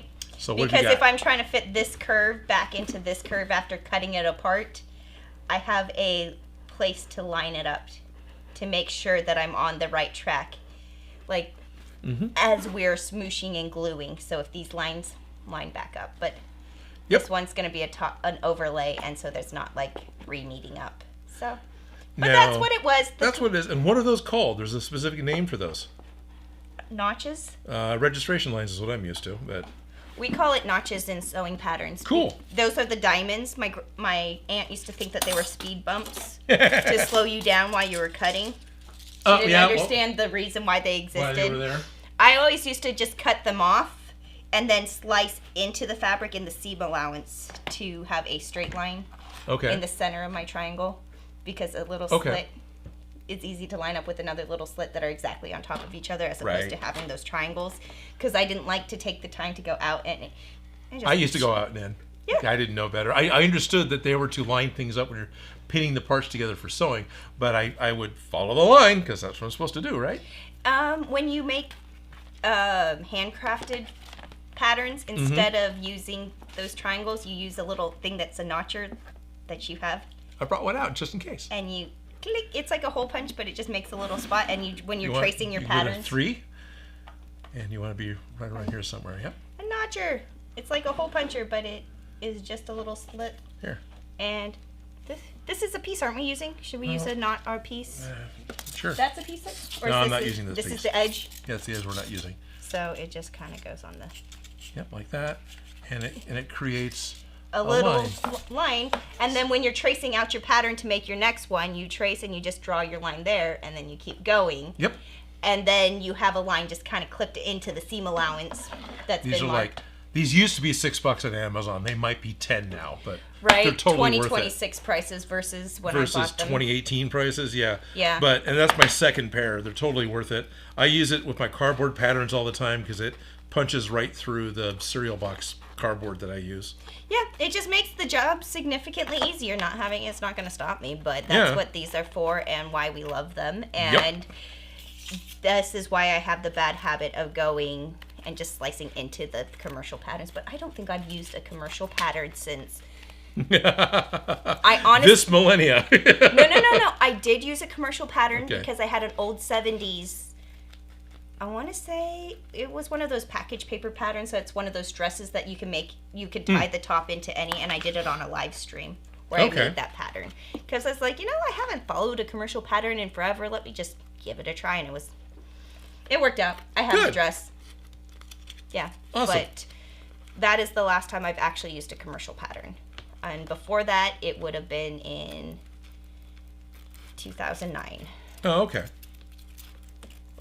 Because I haven't used commercial patterns since I realized that I could just make the patterns the ones exactly what I wanted. Right, you developed a skill to make your patterns. So this dress, I pattern drafted it myself. Nice. I have a sloper set that has the sweetheart neckline that fits with the scoop back. That's my size. Oh. GNP. Yeah. Anyways, but you could read it, so right? this I couldn't read it. scoop fits my this has been patterned and figured out for my Tinkerbell costume. That was my. Is this the Tinkerbell effectively? This is the Tinkerbell bodice. Okay. So this top is from that Tinkerbell costume. It's the Tinkerbell I used as my mock-up. I used old green screen fabric while I was figuring out the pattern. That's awesome. That's Full awesome. line, figured out the pattern. That's a perfect color for Tinkerbell. And then I had a costume when I was done figuring out the pattern, and then I used that pattern to make this dress and 3 other dresses. And they all have different bottoms, but the top is all the same, and it fits me. And I can comfortably... You can comfortably do what you need to do. Do what I gotta do, yeah. Really, that's it. It's awesome. It's such a... Simple. It's like Lord Zed practically on it, just with the silver on the black, but... Yeah, because it's going to be this piece that gets cut out. Yeah, I'm going to cut this piece out of 2mm foam. I wonder how flat this will go on its own. I bet it'll go. Yeah, I don't need to do much. I might need to cut part of the pterodactyl out, but this lays out... the pterodactyl will be laid on top. Yeah, be laid on top. Exactly. To hide your seam if it gets ugly. Yeah, you just I don't want to cut anything until I've got because I got line layers representing on a single piece that I only have this one camera 4? Yeah. Oh, let me punch that again. So there's still a little bit of a curve right here that you don't want to super smoosh because that's the dome. Because that's the dome, but this piece represents the really thick pterodactyl head that goes down the crest of her helmet. So I'm thinking that if I could probably cut the pterodactyl off, but then but also if you have it extend underlined, this and this. Like if you just did a little slice here to relieve that stress of that curve. Could. And then when you attach it, you just cover that up with that piece. Yeah.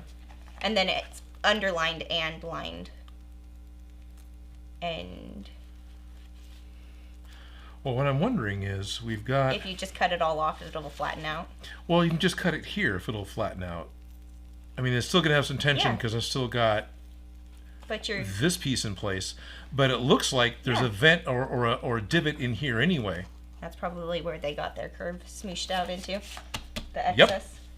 That'll do it. And so I need to cut one of these shapes out in 2mm foam. And then... I need to cut this line off and cut a second one of these out of 2mm foam, and they glue back onto the helmet, which I just almost knocked off the table. Ed. Lord Zed, isn't that? He says Lord Ed. Lord Ed. Zed is the thing, but I was just Mighty Guitar Mods 4806 says. No, what was it with GMP? Lord Ed. Oh. Yeah. Okay. So. But see, just a slice and it flattened out. Right, but what I'll end up doing is I'll actually cut this out. Yeah. And so that way we get this 4mm divot underneath because that's in there. And you're hiding it into that line. And Yeah. So, cool. It's flat. It's flat. I mean, realistically, there isn't time today. Could trace this onto cardboard, cut it again, trace it onto cardboard, and be good enough. I don't have to go to the laser with this. Right? And it would be smarter to glue this on to the helmet and then cut the helmet in half because all the seam lines here will line up. So, yep. So totally could do that. You know, what do I mean by tracing onto cardboard? I've got, do I have some over here? We still have a couple minutes, but... Any differences, and it turns from Kimberly helmet to Kat's helmet when she left the show. Oh, okay. Right. Well... Ooh, I love this stuff. What is this stuff? Can we explain what this is? This stuff I love, too. This, specifically, I get this from Costco. But that's not the only place you can get it. This particular thin sheet of cardboard separates the layers of paper towels and separates the layers of toilet paper at the pallets that are available at Costco. So when they ship, the individual pieces don't all just fall apart, especially when you take... Anyway, this is industrial waste for Costco. They just throw this stuff away. They roll it up with the rest of the cardboard recycling. I'll walk in and walk out with 5 sheets of this, and they don't care. In fact, they help me put it in my cart sometimes. Yeah. Although sometimes it's hard to find because every once in a while the secret gets out and then somebody goes and raids a Costco and I'm like, dadnabbit! I needed some of that. Right? But other stores that have pallets, you know, any of them, might have them too. Right. Just but I found it at Costco. So the reason that you're going for the paper towel / toilet paper is because it doesn't add any dents into the cardboard and you get full flat sheets. Right. Because cans and other things that you can find this cardboard, sometimes it has the... It'll have the dents from the packaging, yeah. Yeah, but this is a great material. It's free. I don't think I cut enough. No, you did not. Score! We'll do this differently this time. Rito Revolto called him Lord Ed. Oh, did he? Okay. Yeah. I don't know the lore, so I'm sorry. It's okay. I will just hold it against you. Oh, that's good. Okay, so I totally did this by hand, and it's funny that once laid out, it's flat enough. Pretty straight. I mean, it matches the cardboard, but the cardboard may not be straight. Okay, so the cardboard's straight. You're straight. Yeah, that's a right angle. And we start to veer here. Okay. Actually, lied. Because so if it has you go the on tiniest the clear curve. line, because if you match it up on the clear line, then it lines up. See? Okay. So this is still a factory edge.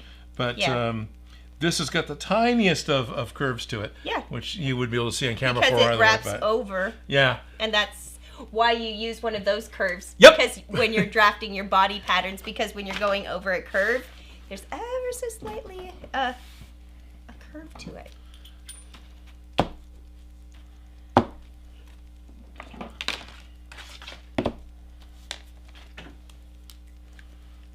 Dan does junk. I got more of that cardboard recently. Sweet. Right? That stuff is... I also use this. I'll lay it down to spray paint on because it doesn't blow away like newspaper does. 2 years ago, I used it to make Easter baskets where I traced a circle and did the strips from it and then folded it up and then wove weird yarns and fabrics and stuff around. Made little baskets. I don't know. I feel like you can make a basket out of anything. And it happened to be one of those things. I also used it as an interfacing for a circle skirt that was a double circle skirt that you twirled around and wrapped around you a couple times. It was hot pink. It was fun. Ad Vixen says, the brother of Rita, which is called Rito, he is a skeleton alien with an army helmet and bone shoulders. Okay. Yeah, just junk. I remember him. Yep. I remember him. Rita and Rito. Remember when we met Rita? Yeah, she's awesome. Yeah. I've seen her at a couple of cons now. Carla is the actress who played Rita Repulsa in Power Rangers. And she loves being Rita Repulsa. Oh, she's a lot of fun to talk to. Right? It's fun to be evil sometimes. Yes. Mm-hmm. Chip, chip, chip. Now that we're getting close to the end of the live stream, I think you might win. We're neck and neck. Oh, are we? Oh, you forgot all about that. What is the... What's the current status? Yeah, what's the current status of our peoples? You're winning, and we're still in the top 2, so... Come on, Dan. You can do it. All you do is talk more. Are you still making Rita's staff? I haven't touched it. I really should, and I really should before Carla's gonna retire from the con circuit. And it's been how many years? Yeah, a retirement present at this point. Yeah, and it sucks. It's okay, you got out of the motion. I did. And yeah. It's okay. Okay. We're still live. Look it. We're still here. Live stream's still going on. Yeah. Jerry Can Cosplay. I got plenty of cardboard like that from the recycling center I work at. Very handy. Yep. Hey, I love free. Free is usually an amount I can afford. Exactly. Every once in a while, like, I will make a present where I'm like, I'm not going to buy a dang thing. Or a project. I'm not going to buy a dang thing, and I refuse to, even though I know I could just buy the thing that would make it significantly easier. But that also starts to create a personal challenge. I've done that with Lego. I want to build something with just these parts here. I know I've got, a warehouse more, but yeah. Yeah. Yep. It's my stubbornness and funness and challenging. Yep. I've made a Krusty... Yes, you did. The clown doll, just with things at my house. That was a good doll, too. I made the comic strip Calvin and Hobbes? Yes. I made a Hobbes. Okay. Water painted. Yeah. I didn't even have orange fabric, so I water painted muslin. And it gave it that comic book drawn feel. Oh, that's cool. And it was really fun. And this is the stuffed Hobbes, not the living Hobbes version. Yeah, still, that's very cool. No, I love Calvin and Hobbes. I remember reading that daily while it was being run. Yeah, so I made because they never licensed out their No, Bill stuff. Waters never wanted to license it. He would allow colleges to use stuff because he would encourage higher education, but no, he did not want to. So it was impossible to find that stuff at the time period. Yep. When I made it. You still can't. If you find anything Calvin and Hobbes that is merchandise, it's a knockoff. The only thing I have approved a knockoff are the books. Yeah, I got a knockoff Hobbes that is the version of the real tiger, so that it's friends with the one I made. Oh, okay. But yeah, I'm trying to think because I go through that all the time. Like my Harley Quinn costume that I refuse to buy anything for, and I use scrap fabrics. So, I've made some of my favorite projects in the whole. I'm just not going to buy anything, and I want to make something. What can I come up with? Yeah. So. And there's a lot of Smosh things were like that too, especially when they had a last minute revision. It's like, oh, we want to do this. We can get the costume done by Friday, right? Dudes, it's Thursday. It's okay. There was day of, I need you to make this very specific helmet for the Hunger Games. And it's a shot right with the face in the screen that Ryan ended up doing out of gaff tape. Okay. Because that's very specific to have on a I need it right now basis. Right. You're a duct tape and prayers guy. So, yeah. Yeah. Duct tape and prayers. Yep. How many times have I pulled people aside? We're at duct tape and prayers now. Yep. We're shooting. That camera's rolling. It's duct tape and prayers. There is no more. There's no more. We need to adjust.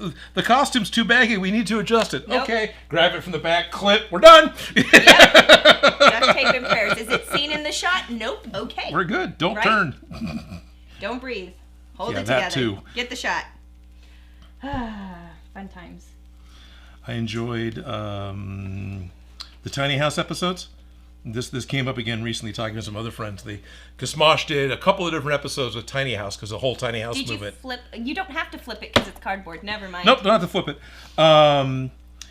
But when they're writing the script, the guys say, "Okay, we want to do this tiny house thing. So what we want is we want a house that's like 4 square feet. You can make a set that's that, right?" I remember that. Yeah, and it's like, I know what you guys are trying to ask. What you're saying is not what you want. Because it'd be 4 square feet. It's going to be 2 feet by 2 feet, and that's 4 square feet. They wanted something that was 4 foot by 4 foot. I think it was more like 4.5 by 4.5 to fit the fireplace, but they were totally happy. I remember that. We did a whole wedding in there. I was one of the bridesmaids. Filled that thing up with popcorn. Right? Oh, yeah. Yep. Anthony's wedding dress veil where it's the toilet paper. Right? Fun problems. Weird problems. But those are still episodes on Smosh. Go over to the Smosh channel here on YouTube and you can see those episodes and know that she made the entire wedding outfits and I made the sets.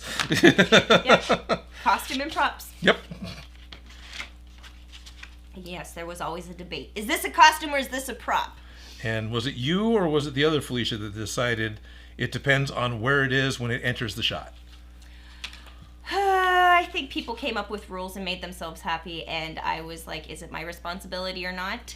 Yeah, basically, that was kind of what it was for me, too. So, what I'm trying to say is, if the character is wearing it when the shot starts, it's wardrobe, like a purse or a cowboy hat or sunglasses. But if it's on the table and they pick it up, it's a prop. Yep, but I was always told purses are props. They're not in the wardrobe department, so I never had them in my stuff. Yeah, I didn't care. Whatever you guys you wanted to put it, whatever. See, this is why we get along, because we're like, whatever, this needs to be stored. Do you have it? Do I have it? It's where do you want this to go? I don't care. Yeah, where other people were like, the prop room was this. It was always a horrible mess. There was never a way to organize that. How do you organize that? Paula was on top of keeping the wardrobe stuff in tip-top shape, and Paula I inherited it from her. And yeah. Yeah.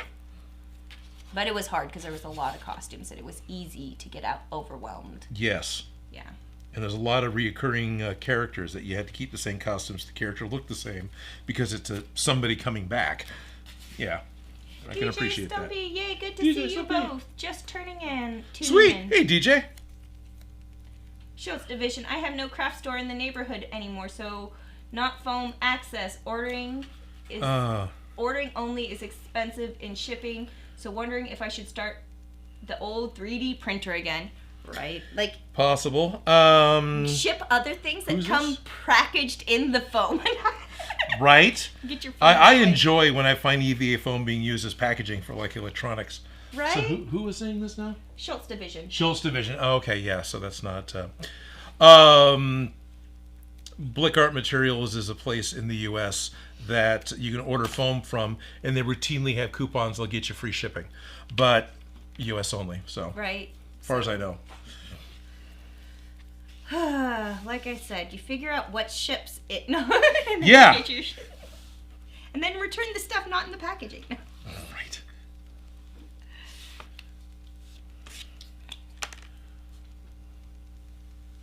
Yeah, I'm going over. I think. You're fine. Okay. I'm judging you. But you should be. It's okay. I understand what you're doing, and I was like, you know what? Good for you. Yeah. Okay. Yeah. Well, I cut up the pterodactyl shape to get the other parts to lay down flat. So I went back and taped the pterodactyl shape back together. Can you see the blue? Yeah, you can see the blue. So that's me taping it back together. Yeah. Because you can cut it apart and tape it back together then with curves. It's the way darts work. It's part of the rules. Yep. There were diagonal lines, too. It was real easy. Go ahead. What are you looking at? Right. Advixen says, so the sword of Conan was a prop in the first movie, then wardrobe in the sequel since he already had it on. No, swords are props. Swords would always be a prop, yeah. But the baldricks could possibly be wardrobe. So which was the baldricks? The thing you put the sword in. Oh, okay. Like it's the leather piece. The leather piece. The big strappy thing. I've had to build a few of those. But although the guns on the Assassin's Creed, those were wardrobe because they were just specifically on his costume. Like they were part of the wardrobe in the video game. It's one of those things that if you really think about it too hard, falls apart. It does. It's fun to joke about, but whatever. We were told a line, and he brings it up all the time because there's more exceptions to the rules than there are things that follow the rules. People that want to make something black and white when we live in a gray world. And me and him were always whatever. Like we understand, and everybody's stressed out, and everybody's going to be stressed out. Right. But at the same time, I ain't got time for that. Right. It's more like me and him would be like, I want to do this part, and he's like, I want to do that part. Good. Okay. Okay, we're good. Yeah. Hey, I need help doing this. All right. Hey, give me a minute. I got to make this toy boat sink on cue. Odin's like, I have a helmet if you want it. Perfect. Please and thank you. Yep. You had the Beyond Geek helmet. Yep. Okay, I'm not going to spend the time to cut it apart because we ran over. But it's traced. But it is traced. And we have a pterodactyl ready for next time. Yes, we do. I have the face shield that I'm going to order. You are going to print out the lips. We can print out lips. If you want to order the mask, you can, but let's just print them out. Like, that that was a good file. I feel like that's the right one. Yeah, we'll just use that one. Make it, like, I'm down for... If I didn't have access to you printing it out, I probably would just use the masquerade lips. Yeah, totally. But the fact that it's like, you have the file, it's right there, you already owned it. Yeah, sure. We'll just print it out. Scale it as needed, not a big deal. So we've got our base layer that'll just be cut from 2mm foam. Upper layer will be cut from 2mm foam, so that's just 4 pieces. And then there's the pterodactyl piece that unfortunately is going to need a lot of Dremel and dust making. So it might be good if I do this when you're not here. But, I think we're in a really good shape, really good spot for creating a Power Ranger helmet. Something that I always saw as being a really difficult thing to do because of this shape. I couldn't wrap my head around how to make this shape. Right. But it's been figured out. Yeah. And you can scale, adjust, and yeah, it's a great starting point. Yes. It's a really good starting point. You can make all sorts of adjustments from that. You can add horns, you can add shapes. Yes, you can. You can do all sorts of things to this. It's a great one, and I'm excited now because the helmet's always the hardest part. Yeah. Like, the so whole good, rest good of the on costume. You for like, we'll do the helmet first. Yeah, okay. And then one of you smart people said, "Hey, is that what it was? It was P&G? Was that the person that sold it? I don't know. I don't remember. We got a cue card at one point but anyway, about where to find this helmet for the next decade. So thank you, kind viewer, who pointed that out to us way back in January. Right. So yeah. Yay, thank you. Right. And we have a pattern, we have a direction, and I still have the suit. So we have to do the applique of those. So yep. Like, I'm not stressed about my part of the job. This part was out of my wheelhouse of my normal I do, but yours too. Yeah, mine too. But this is great. As far as making the morpher, that's a fancy box. Not too scared about it. The bow, that's a wibbly thing. So I'm a little worried about that because it's long, skinny stuff, right? And long, skinny stuff has a tendency to want to wiggle around. Yeah, but it's not Odin's scale. It's my scale, so it's a little smaller. Sure. So you don't have to have it as ginormous, so fair enough. Not as wiggly. We can probably get around it, yeah. Yeah. In a couple of different ways. Mm-hmm. Immediately, I'm thinking of a couple of different ways to eliminate it. Like, I'm already.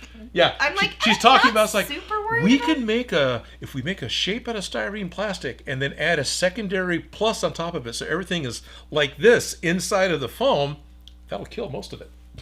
Not even what I was thinking, but I appreciate that. All right. Yeah, no, I understand. No, that makes sense. Okay. Everyone, thank you very much for tuning in with us. Sorry that I'm cutting you off. You're fine. But, it's time to go home. It's time to go home. This has been great fun. We will be back in 2 weeks, or at least I will. Yep. And hopefully you'll be back as well. Right, as far as I know for now, but like my schedule has been like thrown all over the place these last month. So no matter what, in 2 weeks, I will continue with working on the helmet. If you'd like to order the visor, if you don't mind. Nope, I got you. That'd be fantastic. I want to thank you all for tuning in on an Easter Sunday. If you want to get a copy of these patterns, I will at some point get these scanned, at least scanned. I may not trace them yet. And I'll post them to my private Discord. If you want to get access to that, that's just going to be through patreon.com/Odin Makes. Oh, and there's a join the Discord level. Can we just stop and appreciate this comment? Agent 6 with 2 X's says, "Hey man, I'm watching your channel since I was a kid and I really love your work. Keep up doing what you're doing." Oh wow, thank you, Agent 6. I've gotten those on occasion, and it's we've been doing this long enough, especially with Smosh. People have literally grown up watching us on the internet, and that is amazing. It's insane. It is insane. There was a whole different high-tech company that I was working with last century, and there are viewers on Odin Makes who watched me on Play TV in the 1990s. Anyway, I forgot his name already. Agent 6. Agent 6, it may not be his name, but Agent 6, thank you very much for tuning in and joining us today. Appreciate you watching. All right, I'll go trade sides with you. All right. So that's that. If you want to get a hold of me or get a hold of Felicia, Discord's best, but you can find us both on Instagram as well as right here on YouTube. All righty. Yeah, we appreciate you guys. This was good. This was a good stream. Hey, we made progress. Yeah, we made progress. I actually built stuff. I actually did, for the first time in forever, did a duct tape pattern and got it to cardboard. Mm-hmm. And it fits. It's Yeah. I'm ecstatic about the next steps, where sometimes when things aren't going so great. Yep, agreed. Because still, this whole thing seemed way too out of touch for me. Oh! Definitely threw him a challenge. Okay, cool. And now it doesn't feel hard. No. It feels doable, and now I'm excited to do it. So hopefully be here next time. Yeah, I hope so. Right? Right. You're always welcome. Thank you. See you all next time. I'll see all of you in 2 weeks. Bye-bye. Bye-bye. Bye-bye. Bye now. Bye-bye. Bye-bye. Do you think they're still there? Think they're still watching? Cheeks are Bye-bye. killing me. Good, okay. I do not know.